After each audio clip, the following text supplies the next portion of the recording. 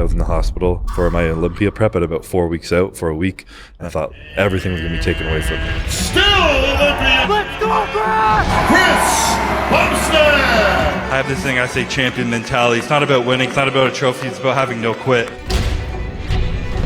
I could have 1,000 bullet points on a champion mentality, but I used to look up to people and I said, do you like Michael Jordan? But that's not f***ing me. 4-time Olympian! There's no rules to being a champion. Breaking that stigma that like both can coexist in an alpha male too, for men. You know, like you can be this f***ing killer who cries.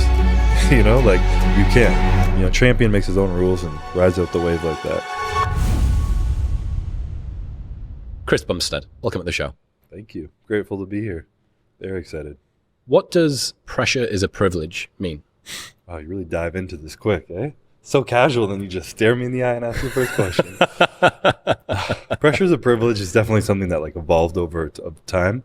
I think I first heard it from Tim Grover, which is someone who kind of like, his book Relentless put my mindset into like the focus on my mindset in competing rather than just my physical body, because I knew that's what it would take to like get to the next level. And I think after winning an Olympia, I was like, oh fuck, like I just showed my cards. People know what I'm capable of. Now there's no one I got to beat. There's no like second place, third place, like flow. It's like, no, you're the best. And unless you're the best, we just forget about you. So it was like this pressure I felt on myself, and it was coming externally for a while.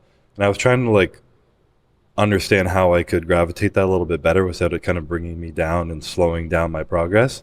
And I had to kind of function into the reality that the pressure was really coming from myself rather than externally, and that it's a good pressure. It's a pressure to be better and to become the best version of myself. And it's something that if I choose to use it properly, it's going to push me to be a better version of myself, to grow mentally, physically, in my relationships, however I want it to let me grow, if I choose to take control of the aspects I have control over. So in essence, the more pressure you have on you, and if you take it as a privilege, it's a choice to put your perception as a privilege rather than a burden. And by taking the power back in that choice, it pushes you in a direction of being better rather than holding you back. Yeah, there's a pain that comes from the expectation of success, I suppose, which is different to your first time. Yeah. You know, when you've got nothing to prove, you have nothing to lose. The underdog's always the funnest. Is that the way that you found it? I mean, I definitely, the beginning of my career was just, I never even had aspirations to be Mr. Olympia when I started. I just loved to train, loved to bodybuild. And then once I started to get that pressure on me, that started to fade a bit because I was taking in so much outside noise, and I stopped doing it for the right reasons of why I started, and just the fact that I love it and I enjoy pushing my body to the limits. So that affected me for a bit. But even like my first ever Olympia win, because of other stuff I had gone through, I actually didn't even really enjoy it because of like stress of my health and pressure. Something I had gone through the year before, all this like not being present and suppressing all my like fears I had around it. I just like battled through it, got there, and I was like, it's over. Like I just won an Olympia. This is this goal I've been chasing like for 6-7 years specifically in the league. I have it, and now why do I feel like I'm missing something? And I think I kind of uncovered that I was suppressing all this pressure, all this fear of my health, all these other aspects, and in doing so I was also suppressing my ability to feel joy and excitement and the positive side of things. You always hear you can't like selectively numb emotions. You either pretty much numb everything or you feel all of it, and I was definitely a numbing kind of guy. I was like, fuck it, don't feel it, push it aside, compartmentalize and get to work. And I was just like, okay, no, this isn't right. Something's got to change. And those 2 years, came second the year before, got sick, won that Olympia and didn't enjoy it. This is like, all right, physical stuff is down. I won. I got to focus on my mental side right now because if I'm doing this, I want to love it. I started because I love it, and I want to keep doing it because I love it. I'll remember Conor McGregor was talking about, I think, the first time that he won the interim title, and then the second time that he beat Aldo in 13 seconds. And before that fight, which seemed to be kind of peak McGregor, right? He was just this savant, like an artist of war. And someone was asking him, what are you going to do differently this time that you didn't do last time? And he said, I'm going to enjoy it. Yep. Because he stepped out on stage, and there's that famous photo of him, and he stood like this. Yeah. Looking out at the weigh-in. Just feel it. And he said like he can barely remember it. Yeah, it's fucking amazing. You know the photo I mean? He's stood there and he's got that tattoo up the back of his... And he said, I can barely remember it. And he got another bite at the apple. Yeah. He got to do it again. That's like... And it's a huge part of my life. Again, like getting sick, I felt like I was going to have to stop competing. And then I won that Olympia. And then I'm like, okay, now I have the opportunity to do this again, right? Like that's an absolute blessing. Like I'm so grateful that now I get to do it again. And I've done it 4 times and I'm going for a 5th. Like the fact that I've had 4 years to like enjoy it more and like perfect my craft, it's just like, it's something I'm like counting my days that I'm grateful for every single morning. So it makes it more fun. I've heard you say that winning is not what I once thought it was. I have found it to be much more complex than our traditional definitions of success. What's that mean? It comes from when I was younger, just like wanting more stuff, a lot of external stuff, a lot of success, again, things out of your control. I wanted like circumstances and objects. I wanted success thinking of something I could like, the world could give me rather than something I could give myself. And I look at winning as success. It's kind of one and the same. And there's this awesome quote by, I think, Jim Carrey. And it goes, I wish for the world to realize all of their dreams so that they can realize they don't make them complete. And he's talking about that most people's dreams are very like external, like champions, like they want to win a medal, they win a trophy, they want a nice car and all this stuff. Then you get it. And when you have everything, you realize this isn't what I wanted. I don't feel complete right now. And I have the amazing opportunity in my life to have accomplished so many of my dreams and realize that there's still a void missing there. So the more money I get, the more titles I get, the more I get, it's not filling me up more. But then I discovered that over time, like, it's the effort, it's the journey. It's like suffering through times that I don't want to be at the gym or why I want to quit on my diet, and I push myself. And every single moment, every day leading up to the show, and I win all those moments, that's winning. That's like winning in life continuously every day. And through that journey, being able to build my relationships, not sacrifice them for winning, be able to make myself a better person, not a more stressed out, anxious person, all that stuff coming together, I've already won before I have a trophy in my hands. When I stand on stage, I haven't quit on a workout. I haven't quit on a cardio session. My girlfriend still loves me in the background. She doesn't hate me for neglecting her for the last 3 months of prep. I'm like, I won. You know, like I feel fucking good right now. And if I lose, am I going to leave and be really sad and like cry and like grieve that loss? Absolutely. But I'm still going to be proud of everything I put in. And at the end of the day, that's all I can control. And to me, that's winning. How much do you think the joy of winning is just relief and a brief respite from fear of not being enough? A lot of it. And I've talked to other people who have won things before and myself. And that first Olympia was a test of that. Like the biggest thing I felt was just relief. I'm like, fuck, I did it. It's over. Okay, you can relax. I'm not a loser. I'm not a piece of shit. Yeah, it's like that. Exhale. And then a day or two goes by or a week or something, and you're like, I got to do that again, but better.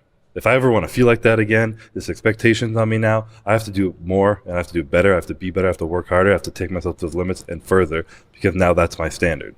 And now I need to overcome that standard to really impress anyone. Like that whole thing is showing your cards. As soon as someone knows you're good, how good you are, that's a baseline. You have to be better than that to be like, okay. So what is your advice to someone that is struggling with the pressure of success? Perhaps, for a long time, they've been thinking that they want to get to a place, then they set a standard, and now they realize this pain of having to meet that standard again. Mm-hmm. How have you managed to balance these two worlds, the desire to continue to be better, yeah, and also the requirement to be able to be grateful and enjoy the present moment? I think on one aspect, and something that is very strange, I think, for people to hear, because a lot of champions we hear are just like killer mentality, like win at all costs. I think on one aspect, I've accepted that I'd be okay with losing. I accepted that if I lost, like I said, I would grieve, I would be sad, it would suck, but like life would go on, I would be okay. And the Olympia is a huge part of my life, but it's not everything part of my life. So kind of giving myself permission to fail, in essence, almost give myself permission to try harder. And maybe it's not like that for everybody, but for myself, as soon as I was like, okay, if this happens and I lose, what then? Like I either quit and leave and move on with my life, or I come back and I try harder and that motivates me for more. But either way, I'm still me. I still have who I am as a person that I'll always control. I have my relationships, the people I love around me, and a lot of beautiful stuff going on in my life. So like, I'm going to be okay. And that really just kind of alleviated a lot of pressure and gave me permission to perform even more. A lot of people are afraid to even try hard, because then if you try hard and you fail, you feel like a failure. But the aspect of being a failure doesn't come from the success in the end. It comes from if you really quit on yourself, or if you don't put in the effort you can put in, and you're kind of holding back on your true potential. That's when I think you really deep down feel like a failure, like underneath your soul. Yeah, there's some interesting trends at the moment that I'm noticing. And one of them is something I've called the Cynicism safety blanket. That's what you're talking about now, yeah. I think. Cynicism is a guarded response which sets yourself up against disappointment. Its role within the system is to protect you against experiencing anything bad. It is a preemptive strike against a perceived threat. Yeah. If I tell myself that all women are bad, then I'm less likely to seek a relationship with women, and as a consequence, I'm never going to feel the pain of rejection. If I tell myself that everything is shit or that things will never get better, then I'm excused of ever having to try at anything. It is more comfortable to get fatalistic and call it pragmatism. The cope is framing hope as pathetic and embarrassing and optimism as delusion. It's sour grapes at an existential level. If everything sucks and everyone is terrible and reality is disappointing, and you know that for a fact, then it's the people acting like things can be better that are dumb, delusional, and the problem. The upside of never having to try is never having to feel the pain of failure. I think that's what you're talking about there. Yeah, very much so. And I think that even that applies to all aspects of life. And what really pushed me to like learn these lessons, again, I'm not like a psychologist or educated like that, but I've lived a lot of life and I've had a lot of ups and downs. And in 2018, I was diagnosed with an autoimmune disease. I was in the hospital for my Olympia prep at about 4 weeks out for a week. And I came out and I didn't know if I was going to be able to compete. I didn't know if I'd be even healthy ever again. I thought everything was going to be taken away from me. And I got through it. I came second at that Olympia somehow. And it was like a battle to the death of numbing everything and just suppressing anything I feel and just trying to focus on bodybuilding. And I did that for about a year and a half. And this whole mindset I built around it was this fear that I'm going to get sick again. I need to quit bodybuilding because I'm going to get sick. I don't have control over my health. I'm going to get sick. And I'm just this constant fear was looming over my head because if I got sick, then I could be like, I knew I'd get sick. You know, like it was good. I was bound for everything to be taken away from me. It almost happened last year. It's going to happen next year. And I was just living in that to create, to almost prepare myself, to create a little safety blanket, like you said, to just be like, okay, when it happens, I can say, I told you so, I was right, and I'm ready for it, rather than leaning into actually enjoying life and kind of moving past that.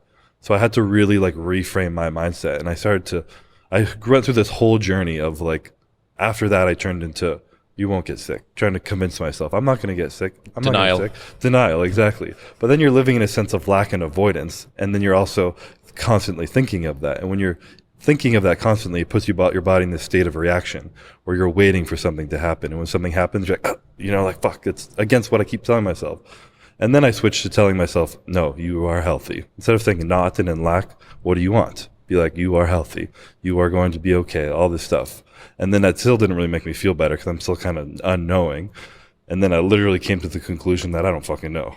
I was like, the only truth right now is that I don't know what's going to happen, but there are measures I can take to take control of my health as best as I can, and the rest is up to the universe. But if the more I stress about it, the more I think about it, it's creating more of this state of reaction in myself. It's taking me out of the present moment to be able to enjoy and perform the way I know I can, and I'm not able to enjoy it.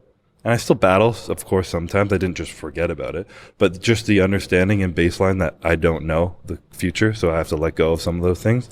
The only thing that really helped my mind get through all that times. And I mean, continuously now when I compete and I'm like, am I going to get sick? Be like, I don't know.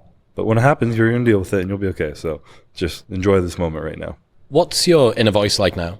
Because I've heard you talk about battles with depression and anxiety in the past. That's something that I dealt with throughout all of my 20s as well. And me reflecting on the change in the texture of my own mind through a lot of self-work and a lot of external work too. Like I can't pretend like the external accolades of the world, me proving to the world and the world saying that yes, you are good enough because the things that you have applied yourself to have been, you've been given the rewards that you wanted. But yeah, what's your inner voice like now as someone who used to deal with depression and anxiety? I was definitely more leaning into the anxious, rather than depressed, and that was more like just projecting the future based off unhealed wounds from the past and fears of what happened in the past was going to repeat itself. But now I think my inner voice is just, and it's a constant work I'm doing. I think mental health in general is like putting in reps. It's not just like, oh, I'm good. It's like continuously giving yourself the love you need mentally and physically. And I'm just trying to build a lot more empathy and compassion for myself. Because I didn't directly shame myself, being like, you're not good enough, you're a piece of shit, all this shit. But I would be like, I expected more of myself. Like we were talking with public speaking, I'm like, you just won 4 Olympias and now you're literally like heart racing, can barely breathe because you're about to talk in front of like a few hundred people. Like you should be able to do this. You're better than this. And that's a form of shame in itself, of expecting something out of myself that maybe I'm not ready for, or just rather than accepting who I am and where I'm at in my life. So I think just building that compassion and being like, accepting who I am, and who I am isn't what this perception that maybe people have built with me. And I believe you had this guy on, Peter Crone. I love that guy. Yeah, he has this quote and he says, life presents you as people and circumstances to show you where you're not free. And I think that the way I spoke about my inner voice and this expectation of myself with where I wasn't free. And then life put me in this position of millions of people with this idolized perception of someone they look up to is calm, cool, collected, has his shit together. Sebum, he's so good, he's up there. And I was like, I really have to be that now. Like, I better be fucking perfect now. You know, my dad was like that growing up too. So I had this like, okay, men are stoic and they don't feel anything and they weather the storm and they're good. And I was like a very sentient being, like emotional. And I was like, fuck. So I kind of denied that part of myself for a while, but now being able to just integrate that and accepting it is who I am and being able to show it more and allow it to come up more in situations. Like I almost try and twist some conversations, like allow myself to be like, I'm not perfect. I have anxiety. Just to like show that it's there and then being like, well, now this facade's kind of gone. The presentation isn't to be what people want me to be. It's just to be myself, and whatever happens after that can fuck off. So I guess overall the inner voice in myself I'm building is just more compassion and empathy. I would say so too. I remember I did this workout, high intensity interval workout thing on an assault bike. Mm-hmm. And this guy that was coaching me at the time asked me to try and remember where my mind went to when my heart got into zone 5. Yeah. So whatever, like 160, 170 BPM and above. And the voice, this is probably 6 or 7 years ago. And the voice that came back was fucking awful. Yeah. Like it was so just, this sucks, you're not good enough, panic, like tightness and terror. And I did a workout again a couple of months ago. Actually, no, it was 2 weeks ago with Tim Kennedy. You know, Tim, UFC guy. No, he's like a professional bad guy, but he works for the US government. Okay. Anyway, I did this workout with him and my heart rate must have got to that same place. Mm-hmm. And it's the first time I've done it since then. And the words that came back to me were so different. Yeah. I couldn't believe it. I was like, oh my God. I thought that was I genuinely thought that was the physics of my own inner experience. Mm-hmm. Like that these were just unchanged. Yeah. These are just the unchanging dynamics. These are the laws of the inside of. Did you find over time you had done like, you had to work on it and put in reps and like understand, or was it just purely your physical, like, abilities and success and the world telling you you're good and the podcast succeeding, all this shit? Was it that, or was it more personal, like reflection and empathy? So, or both? I think both. I would love to be able to say, you know, just 1,500 sessions of meditation and a couple of good psilocybin trips, and you know that was me sorted. Yeah. But it would be a lie to say that the world telling you, or you proving to the world and the world saying back, answering back that yes, you are good enough. I think it's unrealistic to have confidence when you don't have an undeniable stack of proof that you are who you say you are. Yeah. Like if the only place that your confidence exists is in your mind and you've never manifested it into reality, then what you're asking for isn't confidence, it's delusion. Yeah.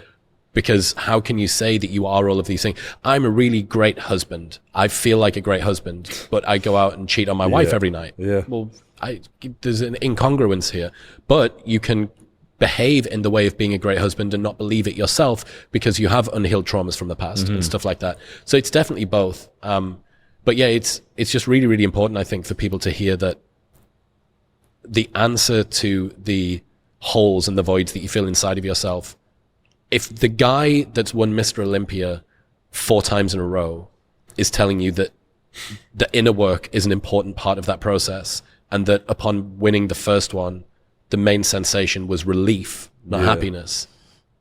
Where do you think that you're going to get this from if you're seeking outside of yourself validation to fix something that's inside? Mm-hmm.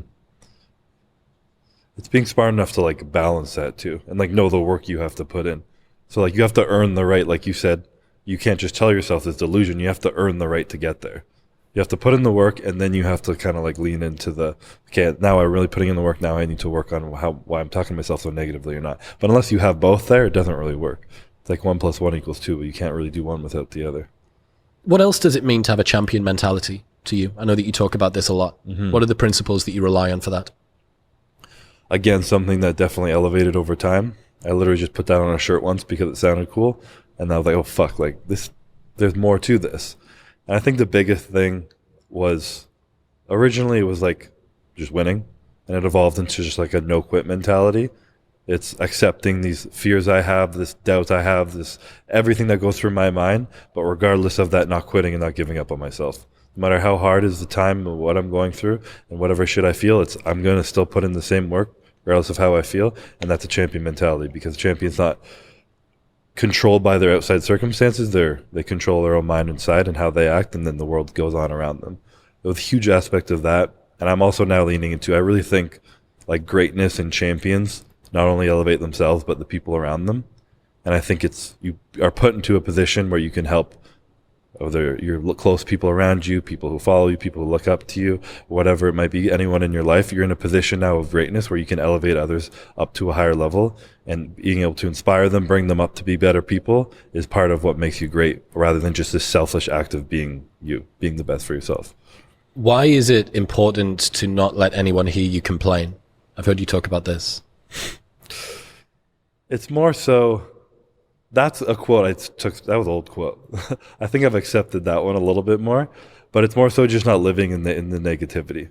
You know, life's going to get suck, but the more you focus your perception on it, you know, the way you see the world is what the world is. If I choose to be like, you know, today sucks, I'm tired, I don't want to do cardio, I'm fucking 2 weeks out eating 1,500 calories, like this sucks. If that's what I'm talking about, that's all I'm going to live in. I'm going to be like, bodybuilding sucks, prep sucks, why do I do this? But if I'm like, this suffering is literally what's going to make me great, and it's going to bring me that amazing moment on stage and all these memories of everything, and this, like, it's pushing me to these limits that I know make me feel proud of myself and all these things. If I focus more on the positive side of things, I'm going to enjoy the reality regardless of the change. The circumstances can be the exact same, but your perception changes everything about how you feel about it. And I think a lot of people who are successful or who are bodybuilders usually kind of tap out because they make it seem like this miserable thing. Like, oh, fuck, I have to start dieting. Oh, I got to do cardio. And then you're just like complaining about it. And why would you want to do anything you complain about every day? Rather than understanding that it's the choice and the beautiful things that come from it are what you should be focusing on, and it leads to more progressive growth. Well, I mean, think about any champion that you imagine in your mind. Do they complain? Like, is a champion the person that complains? Yeah, no. There's a guy called Josh Waitzkin. He was the guy that the film Seeking Bobby Fischer was written about. So he was a chess prodigy at a young age, and he decided to just abscond chess. He was seen as the new American phenom, right? A wonder kid, absolute beast as a child. And he gets basically to the top of the game of chess and then decides to leave. He goes into Chinese push hands. It's like fighting Tai Chi, kind of. Yeah. Gets to the top of that sport and then exits again. Yeah. Like, you can't contact him on the internet. He doesn't have a website, but this guy's a savant. And he did an episode with Tim Ferriss, and he was talking to Tim about the way that him and his son reframed the weather. And he was saying that a lot of parents will say to their son or daughter, we can't go outside to play today because it's raining. Isn't it a shame that we can't go outside to play because it's raining? Which puts all of the power outside. Into the weather, yeah. Correct. All of the power is outside. So him and his son have worked very hard on saying things like, what a beautiful day. It's raining outside. We should go outside and play in the rain. Yeah. And I think that there's so much wonderful insight in that reframe that he's giving. Yeah. And it seems like it's the same. Definitely, yeah. And there's an example, I don't really talk about it because it sounds a little fucked up to say, but when I was young, I used to always look at the clock and see 9/11. I don't know why, but I would look at it and it would say 9/11, and I would be like, fuck, like something's bad going to happen. And I would worry like that. I'm like, and I was a little kid at the time. And I don't know if it was just like manifesting it, but I would like every day for a while look at the clock and that would be the time. And then when I was growing up, I was like, instead of like constantly living and like thinking this is bad, why don't I switch that? Like, kid, something horrible happened on that date, and I'm like terribly grieving of all the people, and that's horrible. But that hang on. This was after 9/11. This was after 9/11, yeah. I thought you were talking about you were some premonition. Oh no, I'm not that old. Fuck. Yeah, you would have been what, like 6 when it happened, like or something? 6, yeah. Yeah, I don't know. I thought you were like the child from the fucking Fifth Element or whatever it is. No. Do you know what I mean? I wish I'm glad I cannot read the future. I would never want that. Okay, yeah. But yeah, anyways, it was, instead of me fearing the number now every time I see it, because I still see it all the time, it was like, okay, like people died for this, but like our country is still like standing, people are still strong. Instead of now making them death and ruining my day, why don't I see it as good luck? You know, this is like a good luck moment. So for me, like, I'm on the right path. Like, people see 11/11, I see this, and this means I'm just moving in the right direction. 9/11 is a good luck moment for you. If you choose for it to be, it's your perception. Okay, now I see it, I'm like, fuck yeah, we're on track. Let's go. And instead of me being like, something's gonna happen, I feel better about it. And it's just reframing your mind, you know. Okay. And I'm not trying to like put anything positive on what happened because it was horrible, but I know what you mean. Try not to fuck up my own mind. You know? Yeah. In other news, this episode is brought to you by 8 Sleep. It is unbearably hot in Austin, Texas at the moment, and I'm exclusively being kept alive by my 8 Sleep Pod Pro cover. The Pod Pro cover actively cools and heats each side of the bed, so if you or your partner sleep hot or cold, it can keep the temperature absolutely perfect. As you progress through your night's sleep, it'll actively adjust the temperature based on your sleep stage. It tracks your sleep, it tracks your heart rate variability, your resting heart rate, how much you're breathing throughout the night. It's incredible, and it does all of this by just slipping over the top of an existing mattress that you have. Good sleep is the ultimate game changer, and if you are focusing on your sleep, if you want to improve your rest and your recovery, this is an awesome place to begin. Best of all, they deliver internationally, and you can get $150 off any Pod Pro cover by going to 8sleep.com/modernwisdom. That's EIGHT sleep.com/modernwisdom. You mentioned it earlier on, 6 weeks out from the Olympia, you were on the bathroom floor crying. Mm-hmm. Can you take me through the story of that day, where your mind was at, what life was like at that time, and sort of what the texture of your own existence was like that led up to that point? Yeah, for sure. I mean, there's part of it I actually can't touch on. That's just too private. But it was Olympia. I'd been prepping for weeks. A lot going on in my life. Something happened within my family that was really stressful that I'm not going to touch on, but it was greatly impacting us going forward and causing a lot of stress and anxiety in myself and my whole family. And we had just moved to Florida, all this shit going on, still fears about my health. And I had gotten a sign of my health going wrong. It's inflammation in my shins. I get edema, and I started to get that a little bit. Fat shins.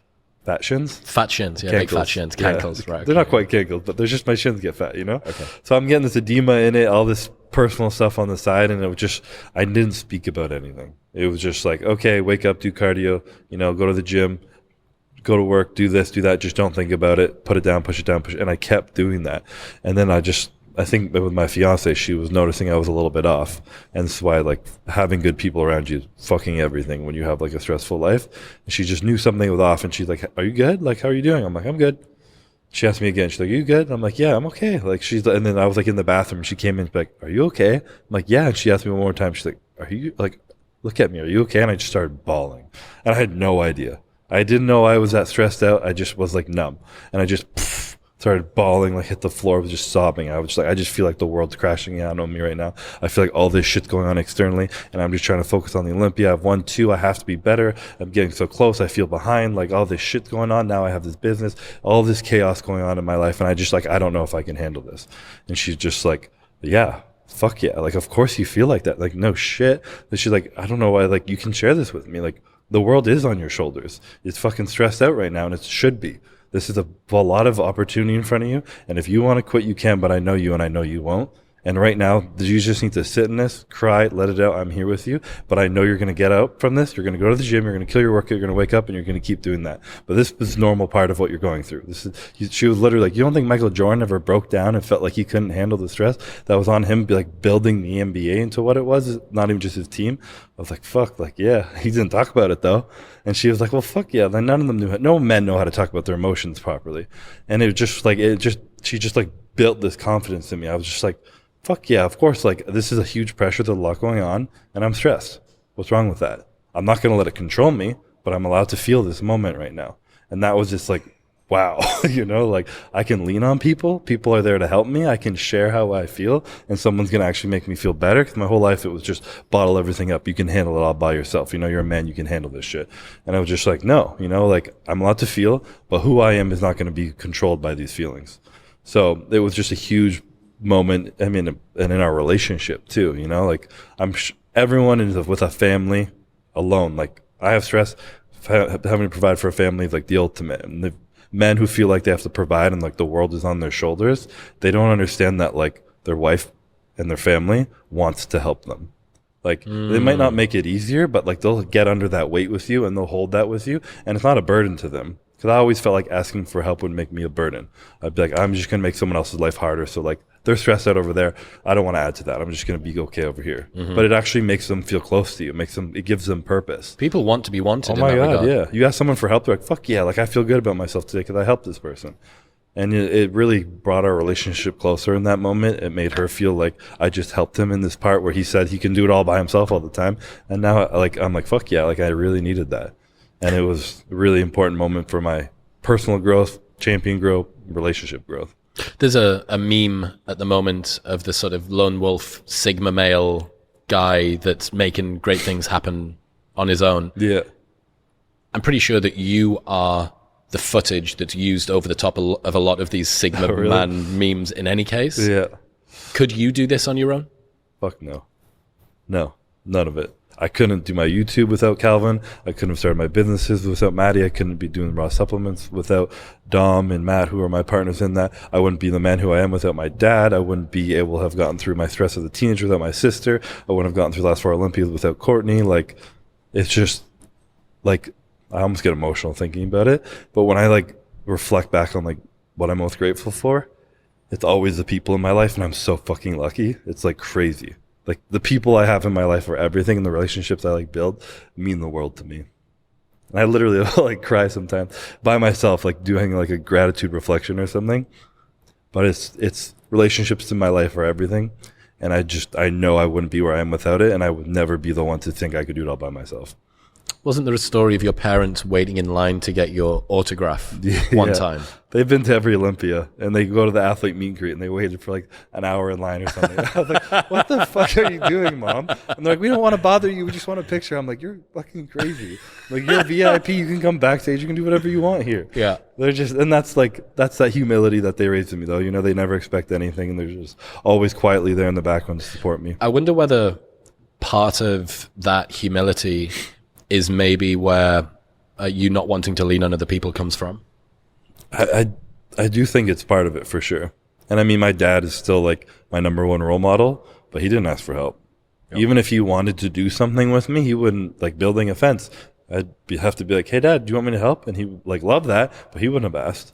You know, he like all this, like no matter what my family was going through, Dad was just like there standing up straight. Like classic if he's got boomer clean, male if he's got to parent get the philosophy, food, isn't it? do the work, all of it. He had it. And I'm like, how the fuck did you do that for so long? Have you ever asked him about it? I have. And now that I've gotten to this age, I've like gone to him. I'm like, do you ever like just feel like fucking exploding and just like stressed? And he's like, not really, no. And I'm like, what the fuck? They Dad? made him different, man. They made him different in the 60s. He was built different, yeah. And he comes from a family that was very resilient too, from a small town, you know, working class for other generations. And he's just like, he's a beast. But I had to really learn that that's not normal. That's not me. And I had to accept that. But that's what was definitely part of the journey. So I think that's definitely trying to have too much of a prescription about how you're supposed to go about things. Oh, well, this is the way that men are supposed to be. Like, on average, there are ways that men and women are, and there are sex differences between the two of us. And there are ways that men from Canada and men from Britain will differ, et cetera, people from different classes, people that were born at different times. But I think that you're a really good role model for somebody who has a particular programming, and as opposed to trying to retrofit you into some mold that isn't you. Mm-hmm. When you did that, that was when you found friction. Yeah, exactly. And that was when there was incongruence, and that's when you weren't able to enjoy things because you weren't able to fully embody all of this stuff. Yeah. And also, it seems like a big part of it is finding a partner who's prepared to see vulnerability as a strength rather than a weakness. For sure, yeah. But she's also seen both sides. She's seen like the utmost resilience of what I've been through, and like she's like, I don't know. She's like, something's gonna happen to you this year because something happens every year, but it's probably not gonna affect you. She's like, it'll stress you out, but you're still gonna win the Olympia because I know you can do it because I've shown her that proof. You know, I've shown her that, and now I've also shown the emotional side. And she's like, okay, yeah, he's gonna fucking break down and cry in front of me, but he's gonna get up tomorrow and get back to work. So it's like it's that yin and yang of being able to like complement the masculine with the feminine and intertwine it in the right balance at whatever works for you without kind of holding you back. And that's honestly part of I mean, I could have 1,000 bullet points on a champion mentality, but I used to look up to people, and I still do, like Michael Jordan, but that's not fucking me.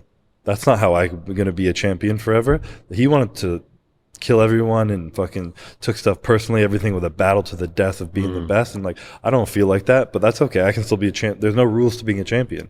You know, the champion makes his own rules and rides out the wave like that. I like that. Did you watch the new Arnold documentary talking about champions? I haven't yet, no. Wow. I mean, it's very interesting, especially because you'll have seen Pumping Iron, I'm going to guess.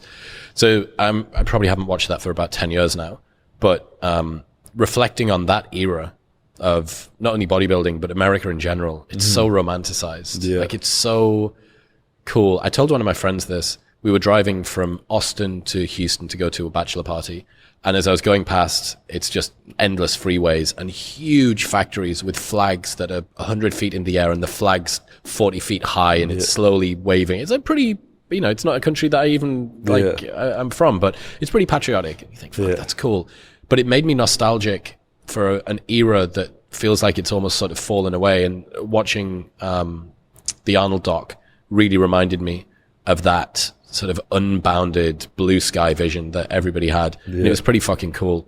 But for the people who have seen the Arnold stuff and are maybe less familiar with what's happening in your world of bodybuilding at the moment, what are the differences between Arnold's era and yours now in classic physique? Like physically? Yeah. Essentially? I mean, obviously, you look back at sports too, everything progresses over time. We get more efficient with nutrition, with dieting, with PEDs, with rest, with recovery. Everything just gets more efficient and everything excels and you push limits further and further. So now, I mean, open bodybuilding is just, you look at it and you don't even question that they're even the same sport. The open classes, no limitation. No weight limits. Yep. Dudes are on stage at 300 pounds, like 3% body fat, just fucking monsters, like huge stuff you can't even fathom. Like when I see him in person still, I'm like, wow, that's a real person, which is insane. But back in the Arnold days, it was purely like, it was bigger upper bodies, legs weren't massive, you weren't shredded. It was more about being full and round and just like aesthetic, and which is what classic physique was brought in for. But even still, the contrast classic physique versus like the Arnold era, it's way leaner now. It's getting to just as lean as the open bodybuilders. It's like shredded glutes, your ass is just striated at the end of the day, feathered quads, just looks like you have no body fat on you. And probably about the same weight. I think Arnold was 240 on stage approximately, and my weight cap is 240. I'm about 239 when I weigh in, so we're about the same weight, just like now it's required to be a lot less body fat. So if you put Arnold and Serge Nubret on stage now, they would look aesthetically pleasing, but their condition would be significantly different to the guys that are up there now. It wouldn't be the same. But what would be interesting is if you could put Arnold to be born in 1990 and then come up in this time. Those genetics. And those with all the stuff now, what would he look like? Serge Nubret would be an even bigger freak. Arnold's a goat because he did it first, but I think Serge Nubret would be like insane to see in our generation. Is there a part of you that wishes, obviously the family would have to come back and the missus and all of that stuff, but is there a part of you that wishes that you could have had a crack during the golden era as well? No, I've never really thought of that, honestly. I really think this era right now is just perfectly like where I'm meant to be, and obviously it's been working out pretty fucking great so far, so I don't tempt fate with that. I'm just grateful for where I'm at. I read a story that you bought an inversion table. Is this true? I did, but it came with 100 like page pamphlet and like 500 like instructions to put it together, and I never put it together. Right, so there's a story that says you bought an inversion table so that you could make yourself a quarter of an inch taller so that you could get an extra 10 pounds weight limit in your category. I tried, yeah, I did. But I didn't put it together. I went to a chiropractor consistently, and they have a machine that stretches your spine. They have a machine that just pulls you. Is that not just the medieval rack? Is that not a torture thing? It looks like it. You've got a peasant with one of those floppy caps on, like, it's here we are, my lord, like, we'll get you 1 inch taller. Literally, yeah. It looks more like Frankenstein. You like sit in this machine like upright, and then it tilts you down, and they have a thing around your waist that just pulls your spine. Right. And I did that for a while, but I'm just over 6'1", so I'd have to gain a full inch to be over 6'2". So I'm like, I would never do it, but I also don't want to shrink. So I've definitely tried a few things. I hang from bars all the time to elongate my spine. It's also just good for your spine. But yes, classic physique is just a battle to be taller, essentially, to make your weight. I've seen a bunch of rumors on the internet saying that if the timing was right, you would roll straight from a classic physique show, potentially into an open show. Definitely thought about it, yeah. Have you really? I have, but there's no open shows after the Olympia. There's like one in Japan, but I would want to do like a decent show. I'd rather stack up beside like a top 10 Olympian and see like. How do you think you'd get on? It depends on the show. If you were to put me in the Olympia, if you put me in the Olympia the way I look in classic right now, I don't think I would hit the top 10. But I think if I was able to like be a little bit less leaner and fuller and like I always have to diet down about 5 pounds of muscle just to make my weight. So if I were able to be like full as fuck, like sometimes some of my check-in pictures when I'm 4 weeks out and I have a high carb day, I'm like, I'm an open bodybuilder right now. This is crazy. I would love to just see what this looks like on stage. I think I could be like give me a year and I think I could be top 15 in like Olympia. But there's no part of you that's like, fuck, I should give that a crack. No more than just that, like this banter. Like, I just really, truly, like, I love classic physique, and I love what it, like, pushes, what it inspires people to be, more so than, like, when I was young, I literally was about to quit bodybuilding in 2016 because I turned pro, and I was like, I either have to be 300 pounds or go down to men's physique, and I wasn't wearing board shorts, and I wasn't getting to 300 pounds, so I was going to retire. But then, literally, that year, classic physique came out, and I was like, this is for me. I'll give it a shot. And then I just ran with it. Yeah, it seems so perfect in terms of the timing for you, in terms of being able to find a sport that you actually enjoyed that wasn't going to make you go too freaky. So what would you need to do? Let's say that you did go across to open. What would you have to do to your physique in order to be able to improve? A lot of it would be, so right now I give my body a lot of rest after the Olympia. I compete once a year and I take like 3 months off the Olympia, and then coming back, it's just like relearning proper training patterns, perfecting my form, like making sure I'm healthy. And so if I were to really want to do the open, I'd have to like take like a week off the rest and then get back to work, hold all that weight and just start growing for a full 8 month. And I don't push food hard right now. I go like, I'll cycle my calories. If I start to get too fat, I'm like, oh, no, pull it back down. I would just have to like lean into the fat, put on a little I wouldn't be like fat, but I like being lean consistently, lean enough to like feel good. I'd have to put on a lot of weight and just eat consistently. My training would be the exact same. It would be mainly food, a little bit more PEDs, of course, but just kind of dabbling around that. I think I could do it with just food though. That'd be fucking great, man. I would love to say. It's such a shame that you can't do that. There's the 100-mile record for endurance racing, running, and the 24-hour record for a while, when it was still a relatively new title, were often broken together. Yeah. Because I think it takes, I might be wrong, let's say it takes like 14 hours or 12 hours or something to get 100. And then people would just continue that pace or try and continue that pace and break the 24. Zach Bitter, this guy from Austin, did it. He broke both records in one. It'd be so fucking cool for somebody to like break through one and then go to the next place at a really great show. I don't even think, like I said, if they let me do both in the same day, it wouldn't be good because I'm too sucked down to make weight. So I think I would look pretty small up there. What body fat do you step on stage at? You got any idea? You ever been in a DEXA? I haven't, no. I don't even try and guess because everyone on the internet's like, ooh. Ronnie Coleman came on and said he was like 0% or something. And people were like, I don't think that's possible. If I had to guess, I think it would be like 4. I think he was just fucking around, but people took it seriously. Yeah. But I think I would be around 4 or 5 if I had to like be conservative. And to get into the open category, you'd have to, you would be able to lose a tiny bit of condition. Yeah, a little bit, yeah. Because my structure, it would kind of make up for my conditioning, I think. We'll get back to talking to Chris in 1 minute, but first I need to tell you about Element. I'm going to look there, you're going to throw it, and I'm just going to catch it because I'm epic. Right. We'll get back to talking to Chris in 1 minute, but first I need to tell you about Element. Element is a science-backed electrolyte ratio of sodium, potassium, and magnesium with no gluten, no coloring, no artificial ingredients, or any other BS. It is the way that I have started my morning every single day for over 3 years now. Video Guy Dean uses it, and it is an awesome, beautiful, very enjoyable drink. Proper hydration plays a critical role in reducing muscle cramps and fatigue whilst optimizing brain health and regulating appetite. Best of all, they've got a no BS, no questions asked refund policy with unlimited duration. So you can buy it, and if you do not like it for any reason, you can get your money back, and you don't even need to return the box. That's how confident they are that you love it. Head to drinklmnt.com/modernwisdom to get a free sample pack of all 8 flavors with any purchase. That's drinklmnt.com/modernwisdom. Talk to me about your morning routine. What does that look like, typically? It depends on the time of year, really. Okay, so let's say off-season and prep. Off-season, I wake up and I usually just do a bit of light cardio. What sort of time do you typically get up? It's been brutal lately. I've been in different time zones for the last 6 months, so it's just whatever time zone I'm on. Okay. But lately, I've just been not putting on alarm, and I've been waking up at about 7:30, 8 o'clock or so lately. And I normally wake up and I just do like a little bit of cardio, just like 20 minutes just to make sure my appetite's going. And then I have a cold plunge. I usually dip my legs in there at least, if not my full body, and just like are up to my waist. Then shower, eat, go to work. What will you simple. tend to have off season? What will breakfast look like? It varies consistently. I get sick of food really quick, especially breakfast food. So I usually don't like eating eggs when I'm eating a lot of food. So I normally just make a smoothie, and then I'll have like oatmeal like blended into the smoothie and some like Ezekiel bread toast and almond butter.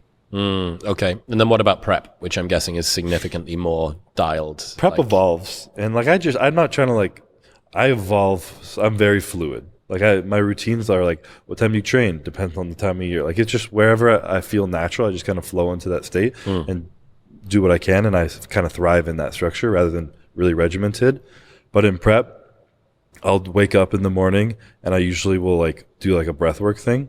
I get sucked in that, and it's not even for like, at first I tried to do it for like mental, to like kind of like tap deep into my mind, and now it's just literally to oxygenate my body before like waking up and doing cardio, because I realized if I did a little bit of breath work and like just like, you know, like Wim Hof style, like 3 rounds of 30 breaths and I hold and exhale, repeat 3 rounds in the morning, and then I went and did cardio. I didn't need caffeine, I was wide awake, and I could like blast through my cardio way easier, and I just felt way better. Wow. And then after that, I'll usually sauna or cold tub and combine it. I'll always cold tub if I sauna, because I like finishing with cold.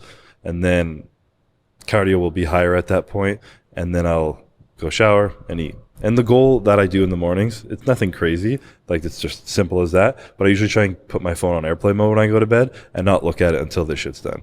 Yeah, that's such a hack. Do you sleep? Well, if it's on airplane mode, it doesn't matter, but I'm going to guess you sleep with your phone outside of your bedroom as well. No, I still usually keep it. I usually have an alarm still, or I just have it in the corner of the room and it's on airplane mode. But I just don't. It's basically a brick until airplane mode gets turned off. Yeah. Are you not concerned at all? There's a lot of talk on the internet about reducing inflammation through using cold plunge when you're trying to maximize hypertrophy. Is this something that you're not particularly worried about? I think there's a lot of, and again, I'm not the science guy, but I've looked into it too. And I never started doing it for purely recovery and hypertrophy. I started doing it because of my autoimmune and just overall systemic inflammation and health. And I just knew that it would be better for me to reduce my inflammation. And so what I looked into was, it was saying that immediately after a workout, when you're getting that like high inflammation response, which is we're sending blood and nutrients to the muscle to recover, that's when you want to avoid it. So I'll typically, if I do like a long, like a 10-minute session, that's on my rest day. But if I'm just doing it in the morning, I do it in the morning, and then I don't work out till later in the day. And I don't do it after I work out. So I have a full 2 meals, go to sleep, wake up in the morning, and I'll do it then. And it hasn't affected me at all. If anything, it's helped my joints from being overly inflamed, so I can continually train and push myself. So if I lose like 2% hypertrophy, but my joints feel better to train harder, to me, the outcome is just worth it. It's a trade-off. Yeah. Yeah. What about walks and stuff? Like cardio? Yeah, continuing to just get yourself moving, sunlight exposure, stuff like that. Yeah, I think, like, do I do it or do it real? I definitely do it more in prep again. I definitely slack off more than I should in my off season, but I do cardio in my off season so that I can eat. I usually just do a treadmill in there, but when I'm in prep, I'll just like roam around outside a little bit after a meal just to make sure I'm digesting properly, and also to take my mind off life sometimes, to just kind of relax. But I'm not too like crazy methodical with these things. I just make sure everything's on point. And then if my digestion ever goes to shit, that's when I start manipulating things. But I'm super consistent with my food, so normally my digestion's pretty good. Tell you what's crazy. Have you ever worn a glucose monitor? One of those things on the back of your arm. If you ever do that, and it doesn't even need to be a particularly high carb meal, but if you spike your glucose and then go on a walk, the difference is unbelievable. Really? Yeah. It just seems to mediate insulin sensitivity so well. Yeah. And there's also muscles, I think, that cross basically across your stomach, that when you walk, that sort of contralateral movement that actually helps digestion. Okay. So yeah, walks after food. Stu McGill, the back pain specialist, is one guy that gave me that forever and ever and ever ago. And trying to do that. That's one advantage of living near a park, you know, or being in a house. It's hard in Florida, though. Yeah. It'll be like 110 degrees and humid. So if I'm in the office and I go take a walk outside, I'm coming back drenched in sweat. Yeah, true. It might be good for the calorie burn, but that's one thing I was talking to a couple of friends about that moved into this awesome new apartment complex. But one of the things that you don't see is a price that you pay is if you do want to go out for a walk, it's like 5 minutes. Yeah. It's 5 minutes to get downstairs. Well, if you take the stairs, that could be part of your walk. Yeah, the stairs are kind of lame though, aren't they? They're kind of tough. Yeah, but going downstairs is at least good for your knees, so. True. What are you doing for knee health? Are you into the knees over toes stuff at all? Have you got into this? I've dabbled in that. Honestly, I downloaded the app for my dad because he has knee issues, and then I don't think he used it, so I just started using it myself. And I just took some things that like I found I could put into my routine super easily, like walking backwards with a weight. And when I don't have like a sled, I'll do it on the treadmill turned off. Yep. I'll just turn off the treadmill and push the tread. Yep. And I'll warm up like that. I go on the stairs, walk up it, turn around, walk backwards. I've seen videos of you going backwards upstairs. Yeah. I train my like tibia rather than just my calves too. Some band stuff, pushing my knee backwards. I've definitely implemented that, and it seems to be helping. Okay, so if you only had 10 exercises for the rest of time, that's all you have in your library to stay as muscular as possible, give me the list. So the goal is to be as muscular as possible. Correct. If I were, let's say I'm competing and I have 10 exercises. Sure. All right, shit. Sorry. I'm going to have to count it on my hands. Squats. Why? Just overall leg growth. They help glutes, quads, like a large portion of the leg. That Barbell will really back help. squat. Barbell back squat. Super Okay. simple. Right. If it's my whole life, I might actually do Smith machine squats because it'll help my knees and be a little bit easier. Okay. Less Okay. stability, and people hate me for that, but I love squatting in the Smith machine. All right. I get a lot of shit for that. Deadlifts, Okay. just to get something that'll target my hamstrings, and so I don't have to take out another 10 of something too hamstring focused and glute and back focus. Pull-ups, so I can hit my back and biceps in one. Overhand, underhand? Neutral. Oh, neutral grip. Neutral probably, yeah. It's Okay. a little bit more lat and biceps. Yep. Make Yep. sure my arms are going. Incline dumbbell press. Uh-huh. I find incline's a little bit better on your shoulders, so if you're doing it's the only exercise you can do, you won't fuck up your shoulders as much. And dumbbell, it'll just keep you a little bit more symmetrical. Yeah, I love that. I've always loved that exercise, which is weird because incline barbell press is one of the most uncomfortable for my shoulders. Really? But you Yeah. can do dumbbell? Yeah. Most people feel better with dumbbell because you can go in a position Shift that's around a little comfortable bit. for you. Yeah, Okay. How many is that? That's 4. that's 4. Yeah. 6 left. This is gonna be hard without like. I'd like have to make a list of 20 and cut out. But Well, the autism is put to one side for now. We're Yeah, doing this in our seriously. heads together. Dumbbell shoulder press, Seated. seated. Yep. Dumbbell shoulder press. Yeah, I think that'll help your triceps and shoulders a lot.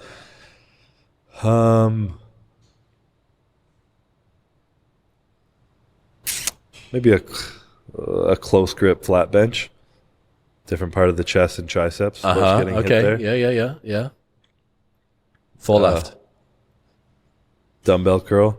Just something specific. Brilliant. I'm so glad that was 'cause in there. How do you want to live without doing fucking Yeah, dumbbell it curls? doesn't even for the help your rest of your physique. life, I just you know? need it for my mindset. Exactly, yeah. With that, are you supinated? Again, this is the only one that you're going to get. Are you seated? Can't Are you combine standing? Standing supinated. Okay, good, Yeah. good. Yeah. The OG of dumbbell curls. Just the OG, yeah. Yeah, and it's Stick got to be the one arm at a basics. time. It can't be Yeah. both arms together. It's got to be one arm One at at a a time. time, yeah. good. Yeah, 6 is the basics. Good stuff.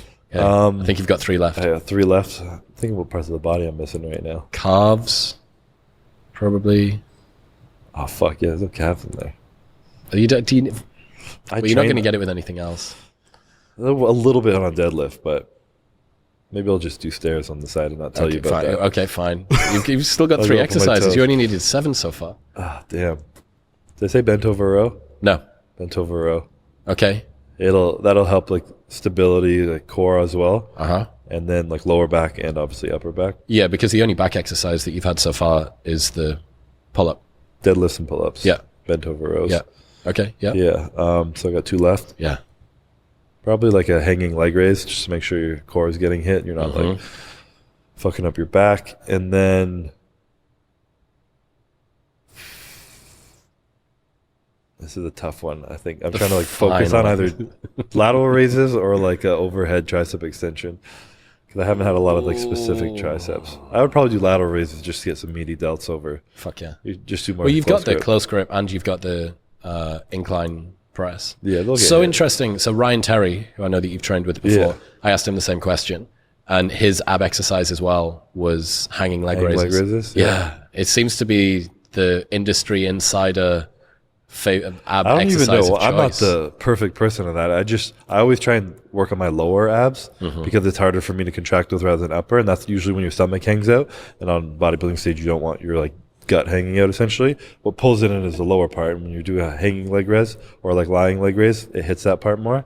And also, like hanging from a bar is really good for your shoulders and spine. So you're kind of hitting 2 birds with 1 stone. One of my friends, Alex, who basically has an unlimited budget, said that he'd been to every shoulder specialist on the planet. It's like, I've spoken to every single person, all of the most expensive specialists in the world. The best thing that I've found is hanging from a bar. Hanging from a bar. Hanging from a fucking Crazy, bar. yeah. Yeah, it's wild. I think he does it. I think he ends up strapping up and just hanging from there for about 90 seconds a couple of times a day. Yeah. I'd heard a rumor, I don't know whether you'd heard this, that because we'd spent so much time as primates swinging through the trees, that the way that our shoulder still articulates like that position is still one that's very comfortable to us. Mm-hmm. And I'm going to get torn apart by people who understand biomechanics in the comments. But there's supposed to be a little bit of truth to that. And it definitely feels nice. For sure. I mean, even if you're standing in a doorway and you just like do this and you're just chilling, like, you just feel better. You know? What about your future CrossFit career? So we've spoken about what you've done so far, but before we started, you've said that you want to take up CrossFit once you finished. Yeah, I mean, I used to be very athletic when I was young. It's really what got me into bodybuilding. I just loved sports. I played like 6 of them when I was younger, and I would like to get back to that like form of feeling like I can run, I'm strong, I can do a lot of body weight exercises, I could train anywhere in the world, and just kind of like challenging my body in a new way, because I'm obviously not going to be hitting any PRs in the gym or being heavier than I've ever been than I am in my peak bodybuilding career. So just finding a new goal to focus on, I might dabble in that, but it's more of like an athletic training that like you can call CrossFit. Okay, it's so funny to think that the particular sport that you chose to go after actually has a load of restrictions on it. Like, it's very, very consistent, very repetitive, by its nature, not a team sport. You know, there's a bunch of different things that it constrains you from doing. You know, what do you weigh now? How heavy are you? I'm about 262 right now, 260. Right. You said that you could dunk a year ago, though. I could, at 260. I got a video of it, so I'm not lying. No way. Do you put it online? It is online, yeah. Fuck yeah. But yeah, my point being that a game of pickup, you know, a 30-minute game of pickup basketball would probably be not very good for your knees. No, I did it last year. I was telling you that, yeah. I went and played with a bunch of the guys here. We probably played for almost an hour. It was pretty long, and I could not walk for a week. Like, it was just inflammation and pain. I was just sitting in the ice bath. So bizarre, right? Because you think athlete, professional athlete. What do you do for a living? I like fitness things. Yeah. It's but like, people often don't call bodybuilders athletes. So, yeah, you know? but like it's not that do fitness you or do either. you Yeah. not? Yeah. And you also said that after your last CrossFit workout, you'd had a cough for like 10 days after. Yeah. I can't remember what they call it. There's a specific person they named the cough Fran after. cough. Fran cough, yeah. Yeah. Yeah. Did you do Fran? Is that the workout? I don't think so. Oh, okay, but you got Frank probably off. hard, yeah. Got Frank off from like Fran a really cough from, gentle like, workout. Walking on the treadmill, you know? Yeah. No, I'm not that bad. Yeah, it's thinking about what people want to do once they retire, so to speak. Yeah. And the fact that you've had all of these different physical outlets that have been like, I can't do that, and I better not do that. Yeah. And snowboarding, I can only go twice a year in case, what if I rupture an ACL? That's not going to be very good for my... Yeah. So you are very much constrained with this.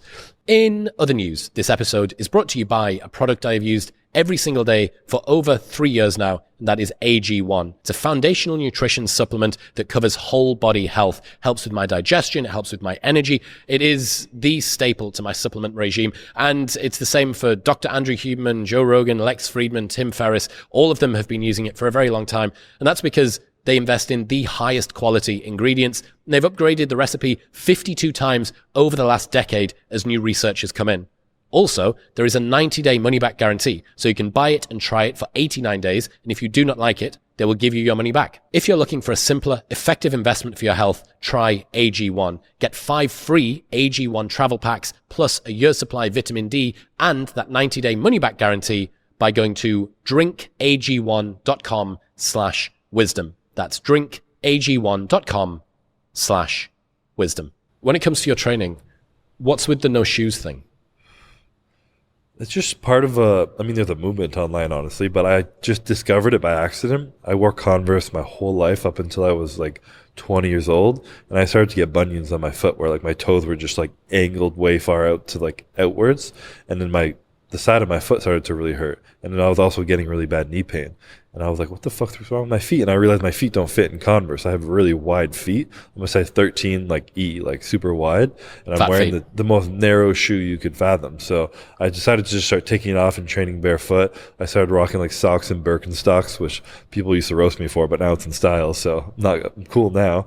But Trendsetter. working out in the gym, it just felt better to like, I was doing like toe exercises where I would spread my toes. I was wearing toe spacers, and the gym was just a place where I didn't have to wear shoes, so I could like train in socks, and I just felt better. And over time, I didn't do a whole lot of other things, a few other things, but my knees just started to feel better. My squat started to feel a little bit more natural. Yeah. Have I seen footage of you walking on your treadmill in the morning in barefoot shoes as well? Yeah, I've had Vivos, Lems, Zero, and maybe one other, but I've tried all of them. What's your favorite? What have you finished on? I'm between the Zeros and Lems. Lems are more comfortable if you're barefoot in them, like if you're not wearing socks, which I feel like is the point of it. So I always barefoot. Yeah, people are getting into this, man. Mark Bell's Power Project and SEMA and all of those guys. When I went down there, everybody was in either barefoot or some crazy. It just sucks because they're so ugly. Yeah, I'm a big shoe guy. I have like a whole collection, but I'm just like, fuck, these things they're all like plastic and black, and just like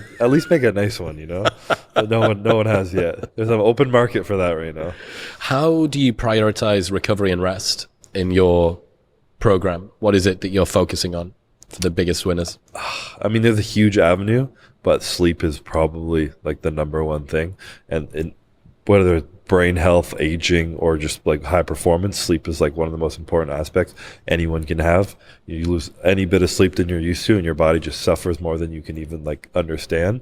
So I think being super regimented on sleep, and that's why like when I'm in different time zones, I'm like, I'm not setting an alarm. Some people believe you should create your circadian rhythm as fast as possible. I'm like, no, I'm just going to get 8 hours no matter what. Like, I'm tired, I'm just going to sleep. So I let myself just get at least 8 hours of sleep. And I usually aim for 9 because I don't sleep through the whole night fully. But I think sleep has been absolutely huge. And honestly, at a point in my career when I was 21 and I started to get a bit more injuries and just like starting to feel like adrenal fatigue almost, I was training like 6-7 days a week for like 3 hours. I was like, I feel like I need to tone this back a bit. And then I started training 5 days a week for 3 hours. And then I realized I had a little bit more progress. And then a year later, I was like, that was catching up to me. So I'm like, okay, what if I train like 3 days on, 1 day off, but I'm only in the gym for like an hour and a half or max 2 hours, including warm up and stuff. And I just noticed as I was pulling away from that kind of like volume, essentially, I actually started to progress more and feel better. I started to feel like I was like going the reverse way of aging. So allowing myself to have more time to recover actually made me stronger, which I don't even when I say that, I try and like pre-emphasize, if you're 19 years old, don't listen to me. Just fucking you're made of rubber and magic. Go balls to the wall. Yeah. Enjoy this time right now. Go deadlift fucking max out every day and just like seep in these moments because they will be gone. Yes. But read your body. When you start to feel a little tired, make sure you're taking time off. And then obviously basic shit like protein intake is obviously huge. Timing of it, I really don't think matters. I think you get at least four meals in a day, so you're spreading it out. But whatever you get in, it's fine.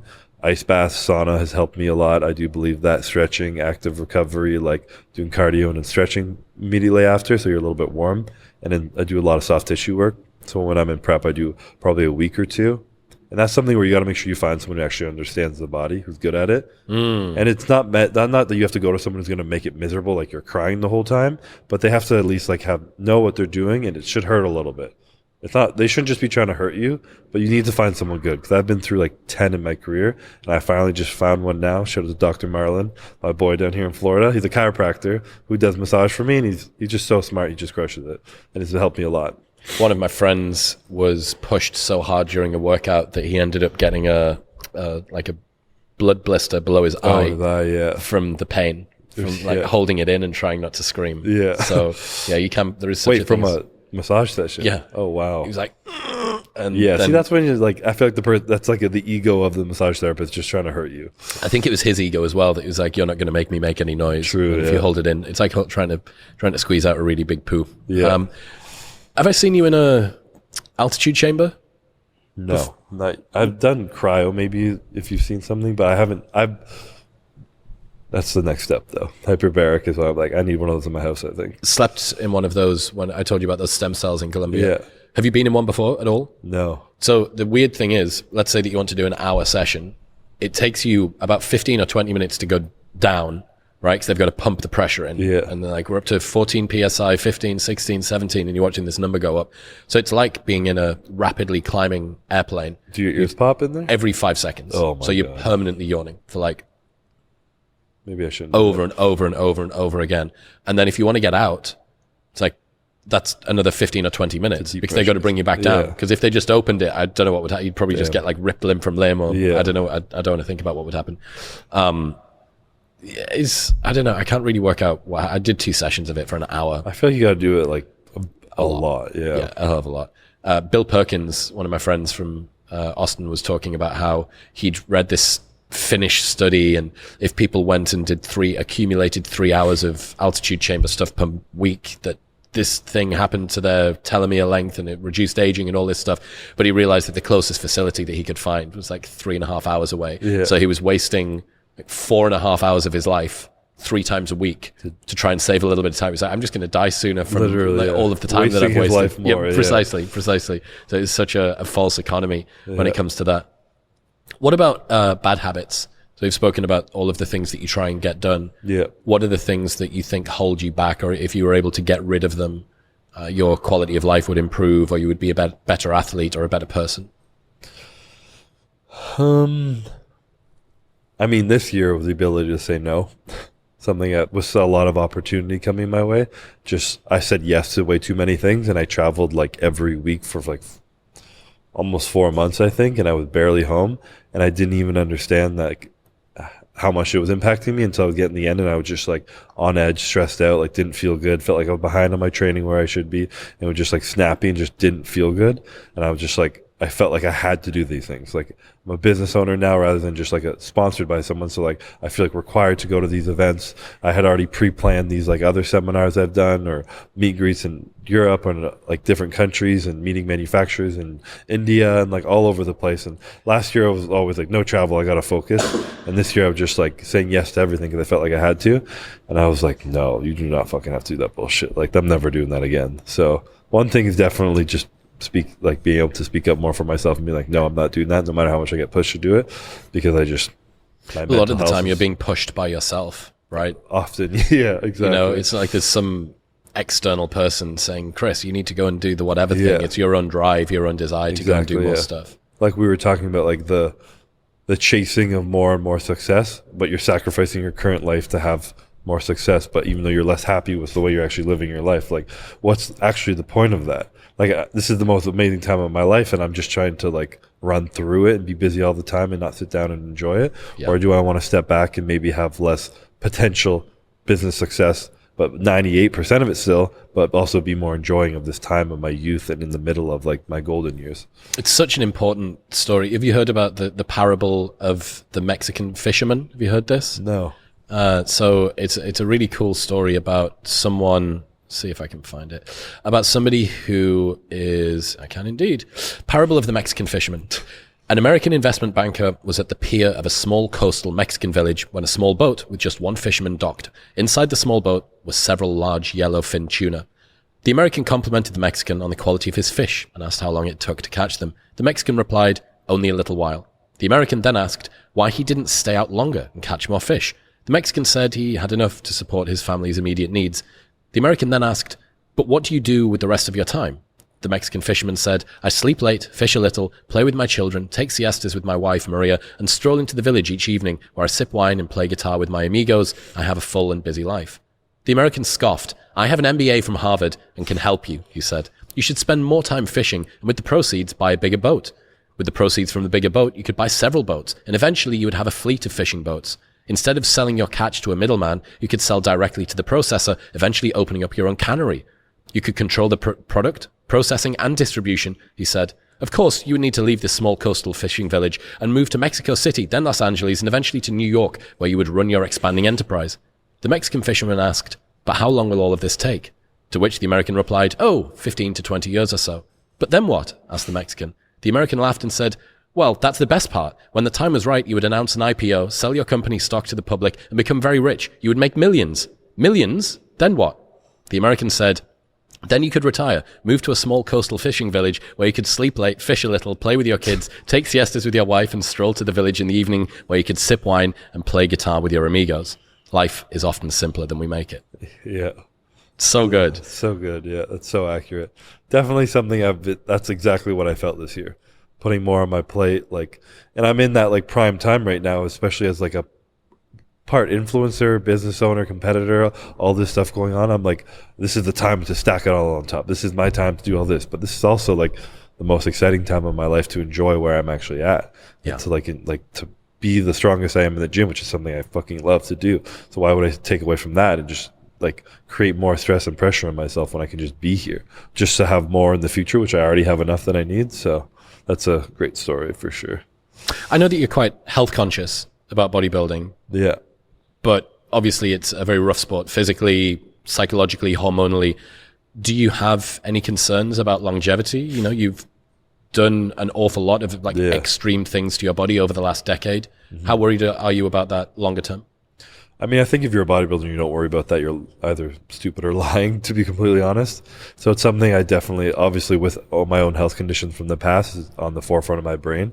But I just manage it as best as I can. You know, there's blood work you can get done consistently to keep your markers on. There's a lot of tests. You know, diagnostics now are absolutely insane. And if you want to stay healthy long term, it's getting something, if something's going on with you, catching it early. So I do a lot of diagnostics and blood work and make sure I'm getting healthy. And ever since I was sick in 2018, my blood work's kind of continuously improved. So I know there's no like negative impact I'm putting on myself. Like I've reduced a lot of the stress and negative things I put in my body and increased more of my health. Like the type of food I give in me, it's not just calories. It's actually the quality of the food and the type of food and everything that I need that like I really focus on rather than just straight macros. I've never been a macro guy, and I'm even less now because I actually care about my health. And all these aspects, like everything I know I need with my body comes from a lot of the diagnostics I've done and vitamins and all this stuff. And I just know that I've made an agreement with myself that when these things start to falter and they start to go down, no matter where I'm at in my career, if I'm peaked, if I'm not peaked, if I'm about to be better, I just need to call it. I know that it's not worth it to me. You know, there's a life after bodybuilding. For sure, who I am is not a bodybuilder. There's more to me than that. I'll be happy without it. And there's no point in like, as beautiful as this moment in my life is, it's already been a great time. But if I'm going to sacrifice my future life, hopefully with a family and my children of my own, and I'm going to be sick or unable to enjoy it with them, that's the biggest thing I would regret. So I'm staying on top of knowing where I'm at. And if it goes down, I'm just going to have to call it quits. Yeah, I've heard you say that in the past there was compounds and things that you would have taken that now you're like, this is it's too dangerous. What are the things that for you are like off the table with regards to this is too much, this is too risky for me? The biggest one is like trend. Yeah. The good old trend that like there's guys who literally like base their social media off that now. It's just like a meme of the internet, of the gym culture. And I don't even think people realize the impact that these jokes and memes have on like people coming up who just see you constantly joking and talking about saying you need more of it to like be better and feel stronger and all this shit. But that's probably the most toxic thing you can put in your body. And I've done it in the past, but I don't anymore. I just haven't touched it in like 5 years. Why? Just the toxicity it causes in your body. Like it just comes in, it harms your kidneys, your liver, just everything that takes your body to process it and go through it. It's just not natural. It's not meant to be in your body. And it makes you strong as fuck. And people say they feel like they're on top of the world when they take it. But to me, that's not really worth the health risk anymore. And another reason why I love Classic Physique is because I hit a weight cap and I was close to my weight cap like 3 years ago. Not at it, but I could have taken more shit and really tapped out and been at the point where I couldn't put on any more weight, or I could actually take less shit and force myself to work harder, be more consistent with my diet, my training, and my recovery, and then still get that result. But it would just be a little bit more effort. You know, there's a peak open bodybuilder with no weight cap probably needs to do everything to be the best.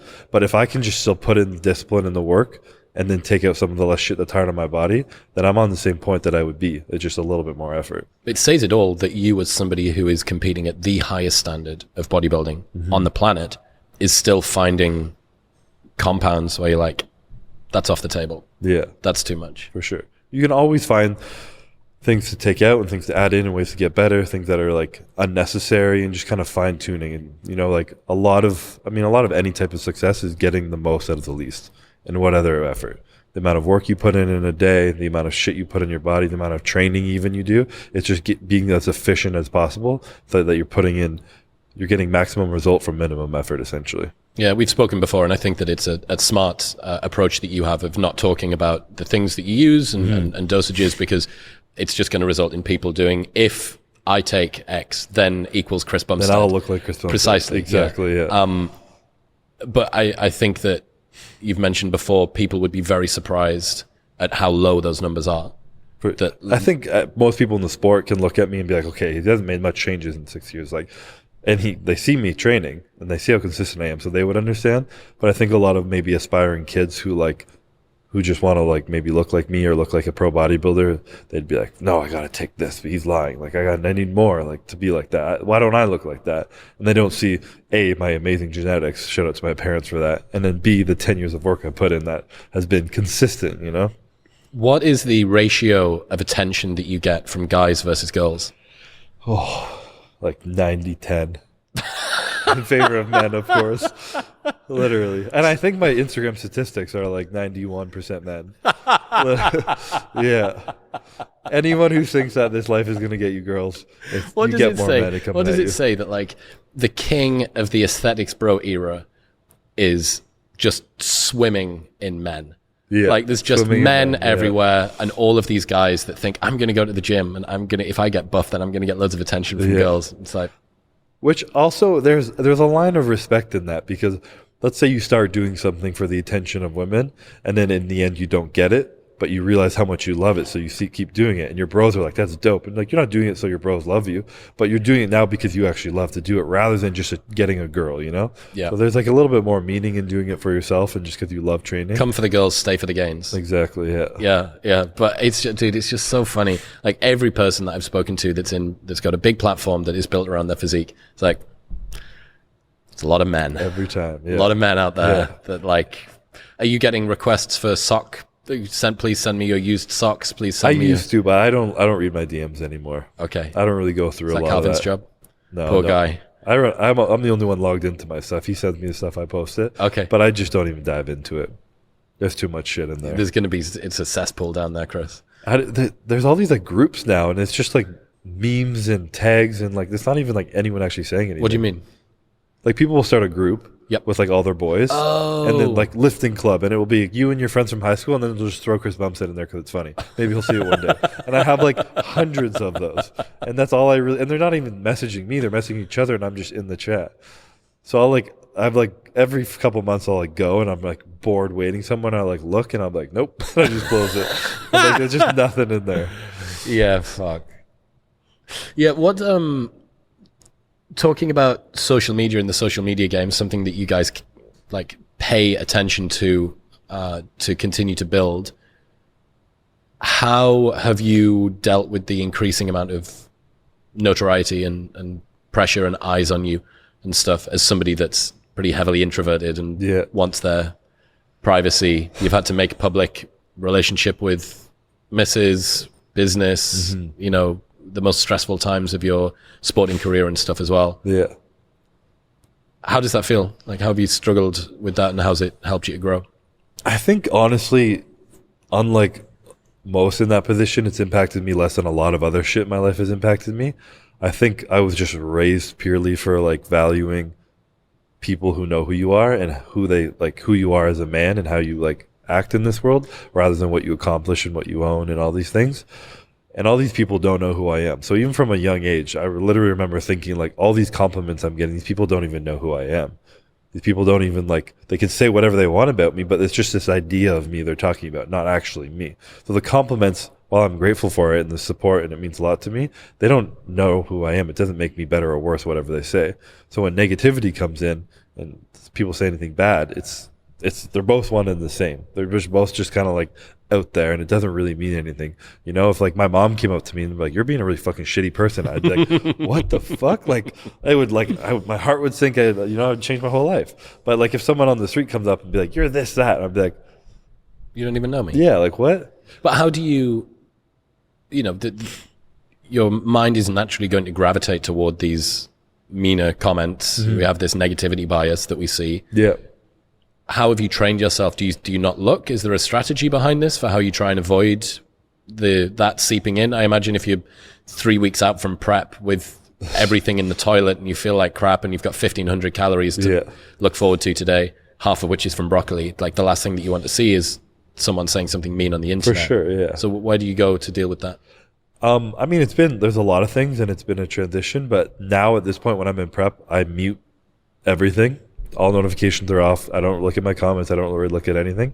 And I would just rather that not seep into me. On a baseline, I can always bring myself back to like what I said, understanding these people don't know me, but I'm obviously still affected by certain things that hit me. But again, if something affects me, it's because of something I have unhealed inside of myself. Yep. It comes back to like where I'm still hurting, not so much what other people are or what they're thinking of me. So like an example of something that hit me a few years ago, but it wasn't online, it was someone in person, and they were just fucking around with me, we're bantering, we're guys, we're like, you know, we give each other shit.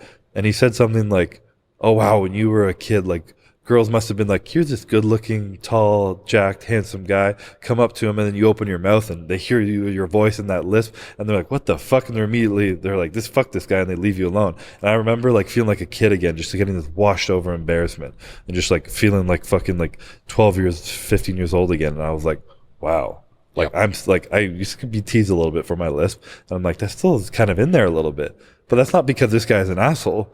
That's because when I was a kid, someone made me feel like shit about it, and I never really like gave that kid like the love and permission, myself being that kid, the love and permission to like be okay with that and understanding that doesn't represent himself.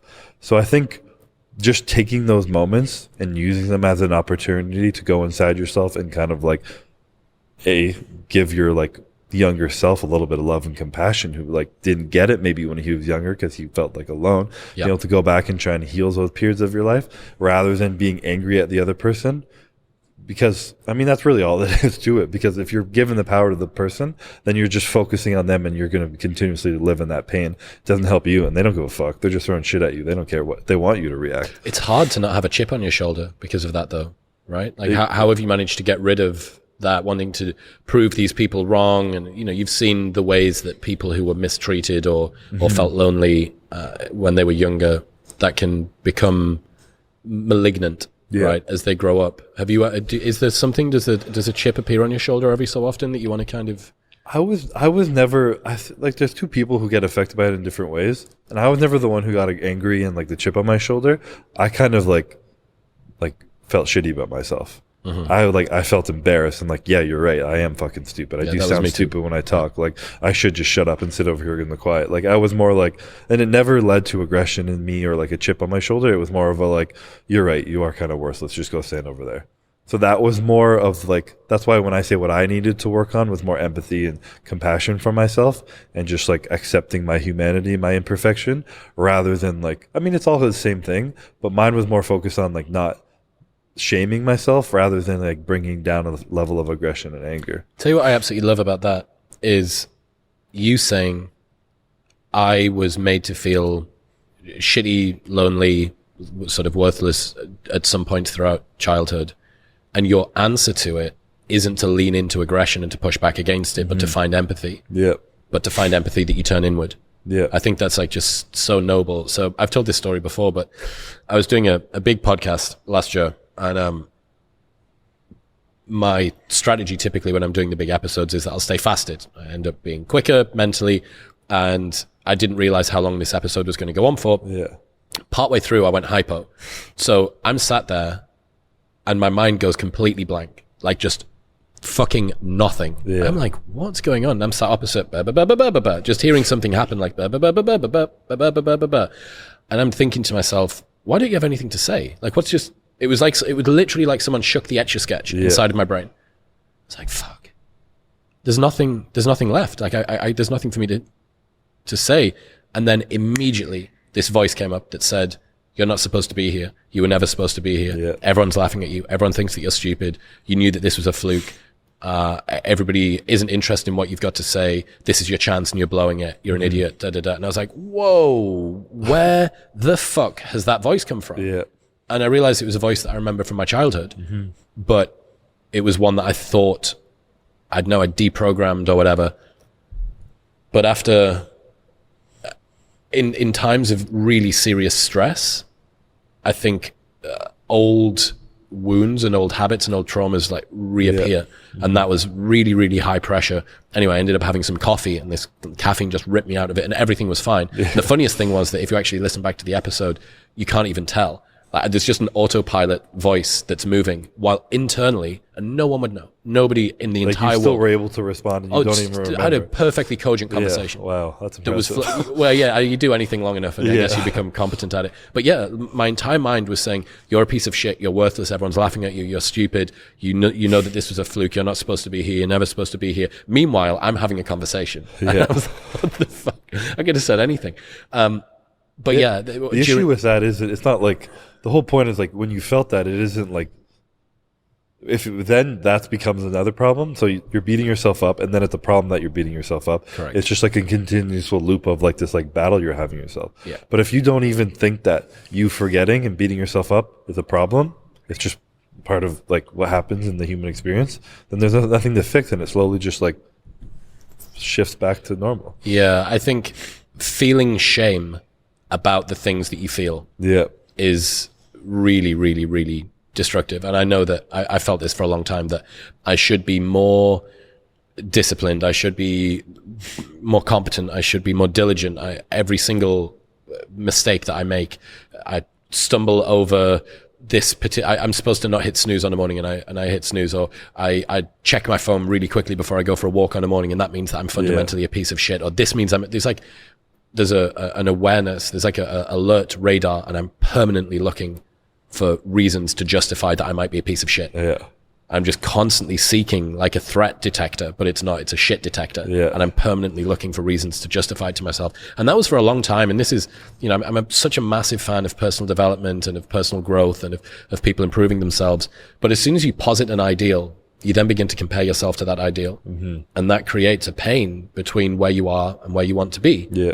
And, I'm all for trying to maximize your agency, make as much of the time that you have on this planet as you can.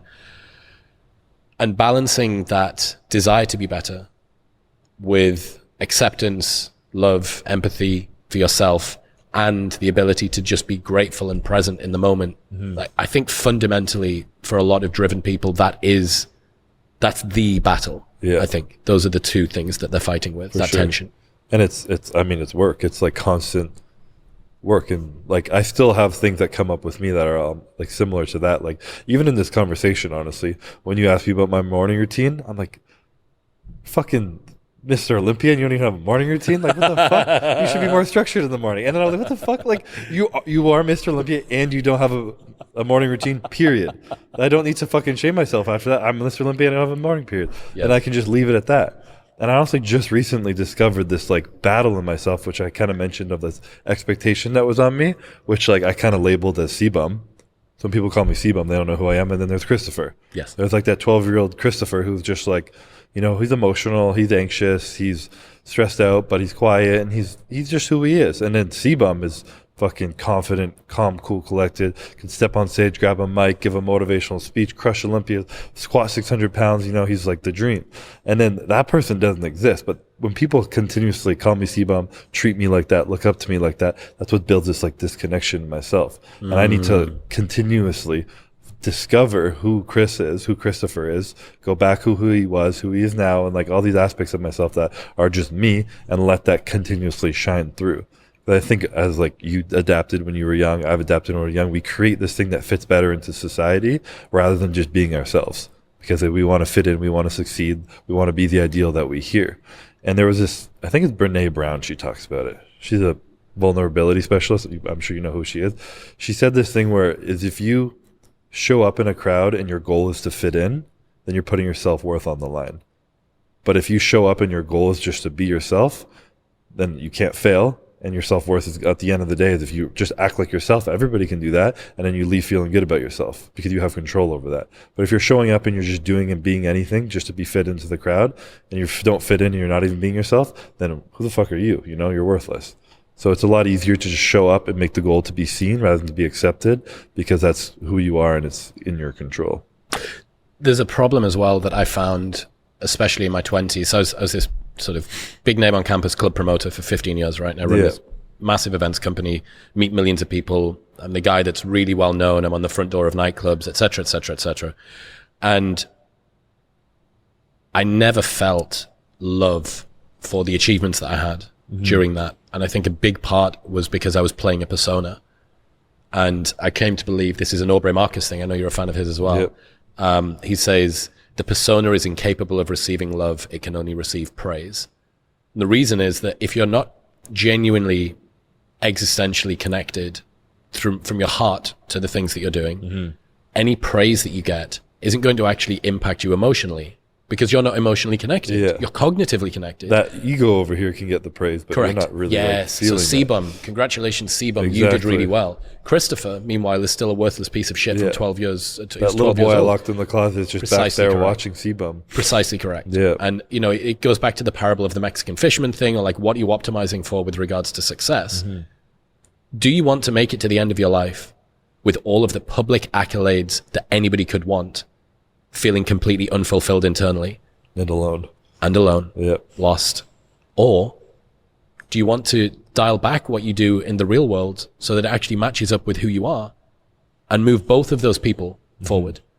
And, you know, that's why I think that you're a really great champion for the introverted and quiet, you know, in a world of guys that get rich off egos and being loud and sort of out there. You know, Andrew Tate, like, fucking fantastic speaker, great communicator, but a very different sort of person to you. For sure, yeah. And yet, both role models for men, both people that are very highly followed online, both people who, you know, embody masculinity in incredibly different ways. But yeah, I think it's very important that we have a counterbalance for the sort of introverted, quiet kids. It's hard because, like you said, social media is like targeted towards the extroverted, loud, controversial, the people who are like Andrew Tate, who are just going out there, like captures people's attention. People like me, like, I always joke about it. I'm always like, when I'm done, I'm going to move to the mountains. No cell phone service. No one's going to have my address. You'll never find me. You know, people like me want to go hide. You know, people like Andrew are like, where's the spotlight? I got shit to say, you know? And it's hard to balance that. And I've also learned that I'm actually less introverted than I even thought I was. I was just more like afraid to show myself, essentially. So it was easier just to kind of hide in the background. When I start to feel comfortable and be myself and I'm like out there, I'm like, I actually kind of enjoy this more than I realize, as long as I'm showing myself truly and I'm not feeling like I need to put on this facade. That's the persona thing again, right? Exactly. If you start to play that, I actually think that even though publicly you may be more competent because you have created this mirage out in front of the person who's lost and alone and insecure, it actually makes going out and doing it more and more difficult. And this is how you see, you know, guys like Avicii, the DJ, as a good example, somebody who publicly was having to do something that privately he didn't feel alignment with, and they end up in really bad situations. Given, obviously, you are a role model for men. Mentioned Andrew Tate there, also another role model for men. How much do you interact, how much do you think about sort of the state of modern masculinity at the moment and the challenges that young men are facing? I've recently started to think about it a lot more. I think it's been surfacing more. And it's a weird like balance, because people like Andrew Tate are saying like, we need more masculinity, we need more aggression, we need like X, Y, and Z. And I think I agree with that on one level for like a little bit. But there's also a section of men who just feel alone, like myself, who felt like they have to hold things in and that they shouldn't share their emotions, that they don't lean on people, and that they should just carry stuff in and they need to be X, Y, and Z to be like good enough. So there's this like balance of that. And you almost need to learn to, again, like I mentioned, like that, the masculine and the feminine, being able to integrate that. I feel like a real man is confident and comfortable enough to embrace the feminine energy he has in him. If he's emotional, let it out, but also have that masculine side of it. Be like, I'm going to be emotional right now, but I'm still going to go and fuck shit up right now. You know, I'm still going to take charge of what I want with my life. I'm going to work fucking hard and be disciplined, but I'm going to accept that sometimes I'm going to break down, and it's going to be, I'm not saying that women break down, but there's more emotion over there, and allow it to feel it and to ask for help and to lean on people and being able to balance those two and that like yin and yang. I think that's what's missing personally.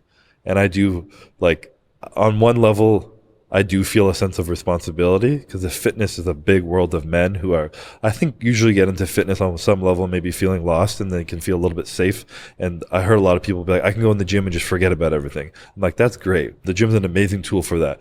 But you still need to go back and feel that shit eventually, because it's not going away. A good workout doesn't make the stress at home better now. It's still just buried under that fucking dopamine rush and sick pump you got in your chest, you know? It's still there. So I think just learning to navigate and balance that is super important. And that's where I'm like, okay, I'm someone right now where people look up to. On one level, there's a responsibility for me. Let's take my 12-year-old self who felt like he had to hold it all together. He couldn't lean on anyone. He couldn't ask for help.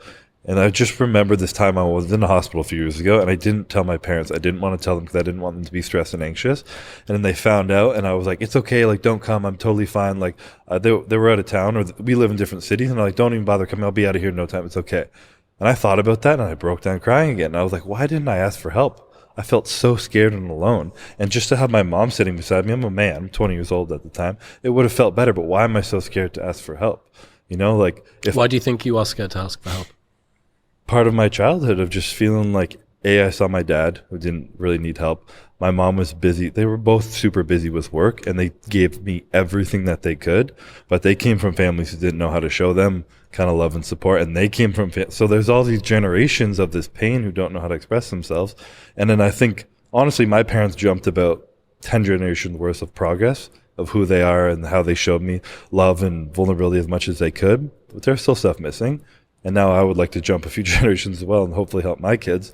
But there's always a gap of with a kid where we're going to miss something. And I think a lot of that does come from my childhood. And so when I get in situations like that, and I was afraid to ask for help. And now I look back and I'm just like, if I had just started crying and been like, I need you, Mom, like I would have felt so much better. Yep. But I had to be like, no, I'm okay. Don't even come. I'm good. I'm going to sit in this hospital by myself and stare at the wall and just try not to think about dying, you know? Like, that's fucking insane. I don't know why I did that. Well, what would you say? Okay, so, there's a lot of guys listening who say that resonates with me. I feel like I struggle to open up. Like, I find it hard to embrace the fears and the insecurities and stuff that I have. What have you found as a good first step, or as the first steps that's good for those guys to take to move forward? It's definitely tough, and it's depending on the situation in your life. And this is kind of where I was getting at, is like, hopefully myself, if I think of who I would have wanted to be as a role model to that 12-year-old boy, that's who I should be in this world to anyone who is looking up to me now. So I hope that some people like me who express this stuff can at least give permission for people to start that journey. So if I have that impact on anyone, and I've had people come up to me and like at Q&As and shit, like, I wanted to ask you this, but like, I'm fucking going, like, tell me some crazy story where I'm about to cry listening to them, and they're coming to share it with me. And I'm like, fuck, man, like that's deep. You need you need people to lean on. And they're like, I don't know what to do. So my advice to those people would be to understand that hopefully you have someone in your life who loves you. And if they love you, they want to help you. They might not know how to ask you because they weren't given that help. So sometimes you have to put yourself out there and be like, and just open yourself up to them and allow them to see deep inside you. Because not everyone can read your mind and like dive deep into your skull just because of you have a different look on your face today or something. You know? So if you have people you love, lean into them. And if you really don't feel safe with anyone in your life, that's scary. And I feel horrible for anyone who feels that alone, but find a therapist or something. I did have people I could lean on and loved in my life, but I went to a therapist before even them. And back in 2020, when I told you that thing I can't talk about, that was really hard on me, I buried all that and then I went to a therapist and started talking to them. And I thought I'd never be able to open up to someone, some stranger, I don't know. First session, fucking crying on this couch.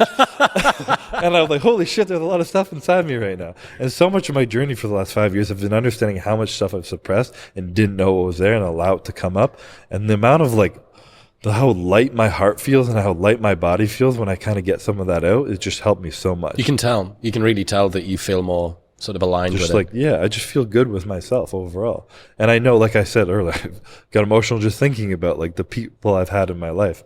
And now with Courtney, the amount our relationship has built over this span of time of me being able to bring myself out more and share with her, we were engaged, and now I'm like, I don't fucking even know what a ring is, but I'm going to fucking die with this girl by my side because nothing's going to tear us apart. Because we've built that connection through that trust. Remembering what you said about don't necessarily expect people to be able to pick up on the fact that your face looks a bit different today. Yeah.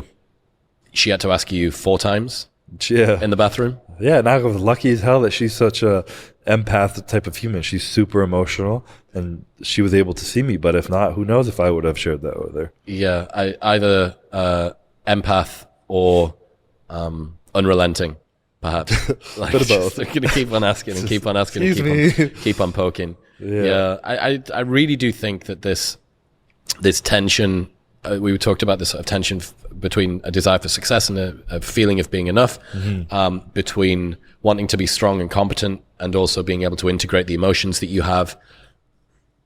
It is all so individual. And the point is that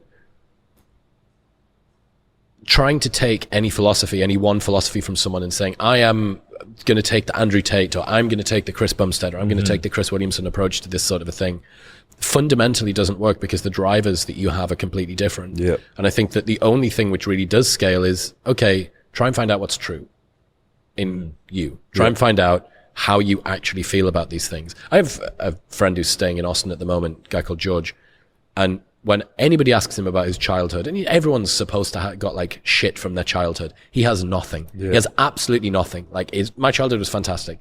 Did you ever get bullied? No, I had loads of good friends, and I have no baggage, I have no trauma, I have no nothing. So for him, the solution is completely different. Yeah. The solution is completely different to the one that it is for maybe me or you. And yeah, I think... And there's still a potential that he's looking back with rose-colored glasses. Oh, yeah. And that he just kind of pushed a few small things aside. And now some stuff might make him feel triggered or insecure or embarrassed. And he just like, oh, it's normal, just kind of push it over and move on. But he doesn't even see it. I'm not saying that's true. Might be. But it's possible. If he breaks down crying this week in the... Just go home and poke him and be like, are you good? Are you good? Yeah, Are you good? 5 times. Yeah. I'd say 5 times. I do think, though, breaking that stigma that like both can coexist in a alpha male too, for men. You know, like you can be this fucking killer who cries. You know, like you can. And I mean, I'm not a deep religious person, but you look at someone like Jesus Christ. The night before he got crucified, the Bible says he was weeping. You know, he was scared. When he was carrying the cross, he was stumbling, he was falling. He had to have people help him. Like, this is the epitome of the archetypal, like, human. You know, and he struggled, he cried, he was scared, and he was sacrificed for everyone. Like, that's a story that's old as time that was equally showing that. But you don't think Jesus was a fucking badass motherfucker? Like, I think he probably was, you know? So I think there's an ability to intertwine that. And sometimes people come out of the woodworks like Andrew Tate, who are just so far one way. Like, this is being a man. And then there's people who are too far the other way who are like, you need to be sensitive and cry. And who cares about winning and all this shit? And it's like, no, like, I want to be the best version of myself. And that's my biggest goal. But underneath that, I want to fucking win. I want to fucking embarrass everybody on stage. But when I don't, I'm not any less of a man. I'm still just as, like, I still value myself. I'm just as worthy of a human being. But that's just, I still want to fucking fuck shit up over there, you know? So being able to intertwine that and just believe that they can coexist, I think is something just super important to set off on that journey. You the first thing I asked you was about pressure as a privilege, and you mentioned that it was like just a thing that you came up with, and then you almost retrofitted the idea around it. The same thing goes for champion mentality. You like come up with a thing. I have a friend, Mary, and she says, meme first, explain later. And I think that it's really, really important that you have concepts that can be quite easily summarized. The parable of the Mexican fisherman. Right? Now, everybody knows what that is. Everyone knows that story. They know what the takeaways are. One of the problems that you have with a meme first, explain later philosophy is that you optimize for ideas that are very simple and like unidimensional. So holding 2 opposing thoughts in your mind at the same time is like the most difficult thing that you can do in 2023. I want to be strong and powerful, but open and vulnerable. Okay, like no, these 2 things, you have to be just one or the other. That's the only way that it works. So I do think that like the limited bandwidth that the internet has and some of the ways that people are rewarded for content online causes them to simplify down theories and philosophies to the point where you lose the nuance, and the nuance is really what's important. And it actually causes cultural memes to propagate that are nowhere near as sophisticated as they should be. Like, if any one concept can be explained in a single sentence, it's probably not sufficiently complex, you know? For sure, Like, especially, I think the biggest tool that they come, or that those like parables or quotes or whatever have come with me, was just like giving me a reason to self-reflect. So when I hear like a quote or like a story or something I've said in the past that really like, I'm like, fuck, that kind of like hits me, I'll like write it down and I'll continuously go back and kind of rethink what it means to me. You know, and I think we all need to learn how to really think for ourselves. So when you listen to someone, like we keep going back to Andrew Tate because you brought him up, when he goes on this, I listened to part of his huge podcast and there's all this shit. I'm like, fuck, like this dude's smart. I'm fired up. Like this all makes sense. And he said something and I'm like, I don't agree with that. Like, I don't for myself. That's if it works for him, okay. But like, I don't. So I don't have to agree with everything he's saying, but I have to be smart enough to be able to think for myself, to take pieces of both sides and understand that as much as politics want us to lean right or left, that like it's somewhere in the middle at the end of the day. And you have to, like you said, you have to find your own way, some level. You have to, it's constant reflection of finding who you are and finding out where you fit in all this and how it integrates into you. Not just because person X does it like this, but because you do it the best way you do it. And you have to learn through mistakes and through practice and reflection and life and triumph and pain and all this shit, you know? Well, when you have someone that gets a platform, any platform, they are usually a specialist in one particular area, or they're good at one particular thing. The problem is that they then, because social media is ubiquitous and 24/7, they're then asked their opinion on other things. Like, I will quite happily take your advice on a good push-pull leg split, but to be frank, I don't care what you think about the Ukraine conflict. No. Do you know what I mean? I'm not going to get into politics. Yes, but there are a lot of people who we've got the opportunity to have this platform. So what do you think about the COVID Wuhan lab leak hypothesis? And what do you think about the situation that we've got going on with Russia and blah, blah, blah? I think staying in your lane in that regard is a good idea. And even that, you know, coming from someone that does have a platform, even that's tempting. Ooh. Right. Maybe I could become what if I was the Ukraine guy as well? I have a friend, Douglas Murray, and he said somebody asked him why he hadn't commented very much on the COVID situation. It's like back end of 2021 or start of 2022. We've been through this 2-year insane thing, and he writes 4 or 5 columns a week, and it's a big deal. And he barely comments on it. Yeah. And he said, I'm going to do something which is very rare in the modern world, which is to not say anything about something which I know nothing about. Imagine that. Fucking brilliant. Yeah. So one of the things that we've spoken about today, a common theme has been an investigation into your own mind, right? Introspective, retrospective, doing that ruminative work. Have you ever had any interest in psychedelics? Yes. Have you taken any? I haven't. I'm so tempted though. Yeah? I'm like constantly like, I want to go to Peru and do ayahuasca. Like, I want the journey. Hit me with it. And there's still a part of me that's like a little bit afraid. You know, you hear all the like this. I do believe what people say when like one of the common fears is like, you're not going to want anything that's currently in your life. And then the contrary to that is like, well, it's because those things weren't meant to be in your life. And I do believe that.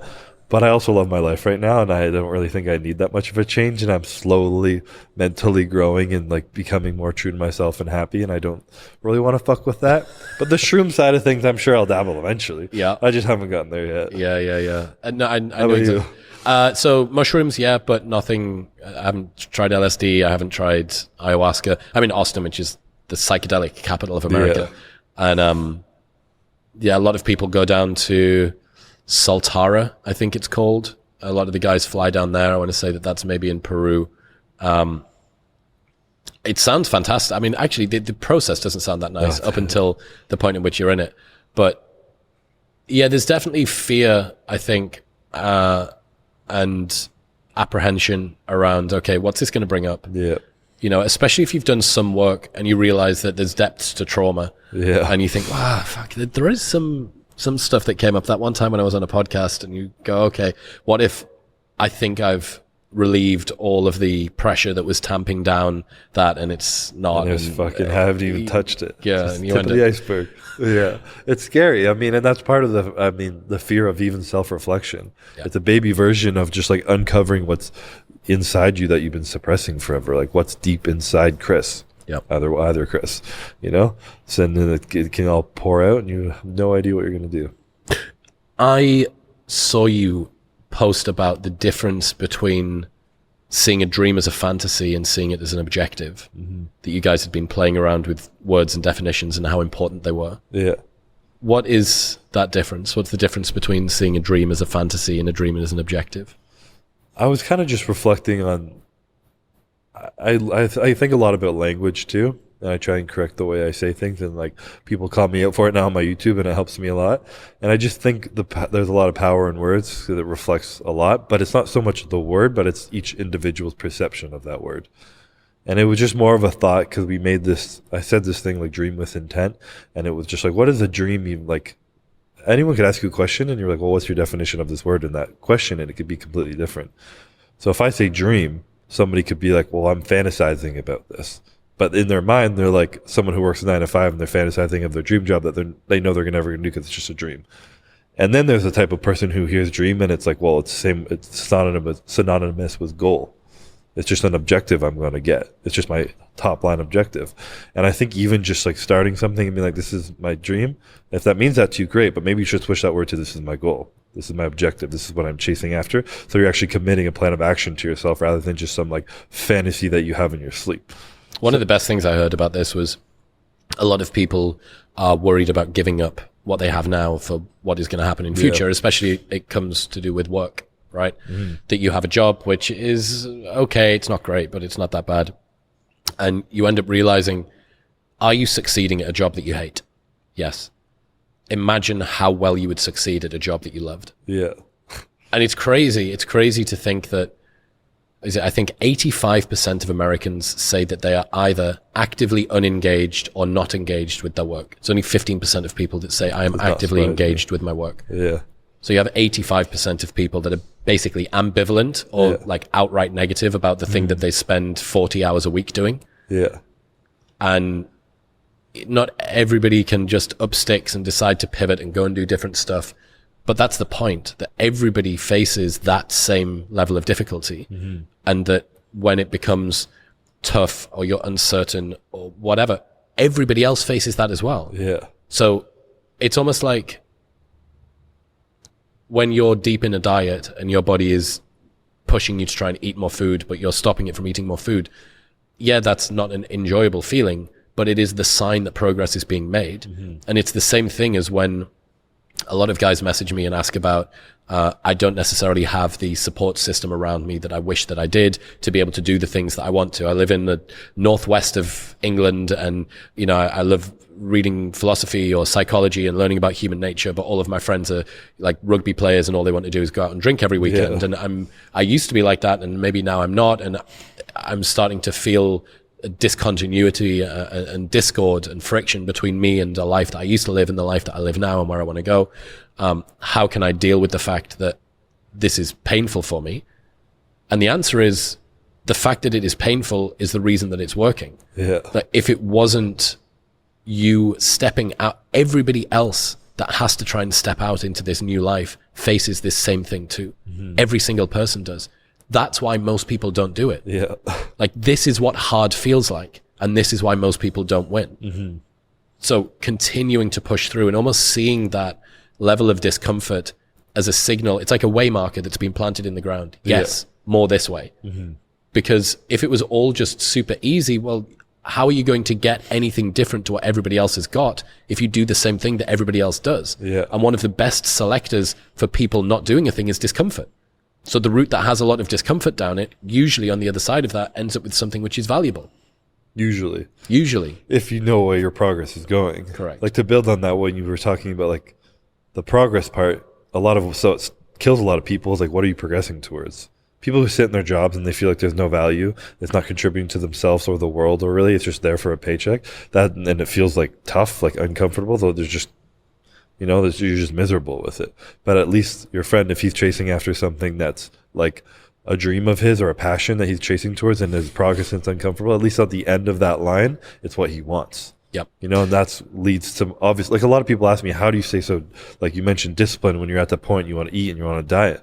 I'd be like, well, I love what I do. At the baseline, I'm passionate about what I'm doing, and I love what the goal will be. I love the part of it. I love the impact it has on others, the help people in my life and myself. So at the end, that's just, there's a reason, there's a purpose behind it, rather than just mindlessly circling the hamster wheel. Yeah, one of my friends, Chris Sparks, has this idea called there is no growth without goals. Mm-hmm. And what he means is that the James Clear Atomic Habits idea of, you know, just focus on daily routines and you don't need to be outcome focused. You just need to be iteration focused. Just do one day, do one day, do one day. Yeah. But that only works if it is in service of a greater thing. Yes, you are going to not rise to the level of your goals. You are going to fall to the level of your systems, but your systems need to be moving you in the right direction. Yeah. Because if you end up realizing, oh, I've been doing all of this stuff day after day after day, and the destination it's taken me to is something that I wasn't even really that bothered about. Like, this happens all the time. Yeah. People that think all I need to do is continue to grow the business one day after the next. I'm going to turn up on time. I'm going to work hard. I'm going to do the rest of the thing. And in 20 years, they look back and go, I didn't want a big business. Never cared. Yeah. I can do anything with all this money now. Spent all of this time climbing up a ladder to realize that it's up against the wrong wall. Yeah. So yeah, there can be no growth without goals. And I think that it's important, but also being too outcome focused, again, holding two conflicting thoughts in your mind at the same balance, time. Yeah. Yes, it's difficult. It's difficult, but it's important. Mm-hmm. And even in this that we're talking about, the fact that it's hard to hold two different thoughts in your mind at one time is the exact thing that separates you out from the rest of the crowd, because that's what most people do. Yeah. Most people struggle to hold those things. For sure. So if you can do it, that's also another selector. Yeah. But yes, ayahuasca, I would love to see you do it. I wonder what sort of size dose they would need to give you. I bet they're going to have to give you a big boy dose. I don't know. I feel like I can still be a lightweight. Yeah? Everyone's system's a little different. When are you going to stop? When are you going to be done? When am I going to stop? When are you going to be done? It's $1 million question right now. The last few years I've been getting asked that a lot. I think because I went through a tough period at one point where I wasn't thriving in bodybuilding and I wasn't enjoying it too much. And I think I almost like hinted in my energy that this wasn't like going to be forever. And people are like, he's going to retire. So now I get that question all the time. But since integrating myself more into this, like I was speaking about, the C-Bum versus Christopher, being myself more, allowing myself to feel the stress sometimes makes me more excited about the good parts and feel all the joy rather than just numbing stuff out. It's actually made it a lot more fun. Overall, I'm a lot more excited every year now and I look forward to it. So every year now I'm like excited to keep going, to be better.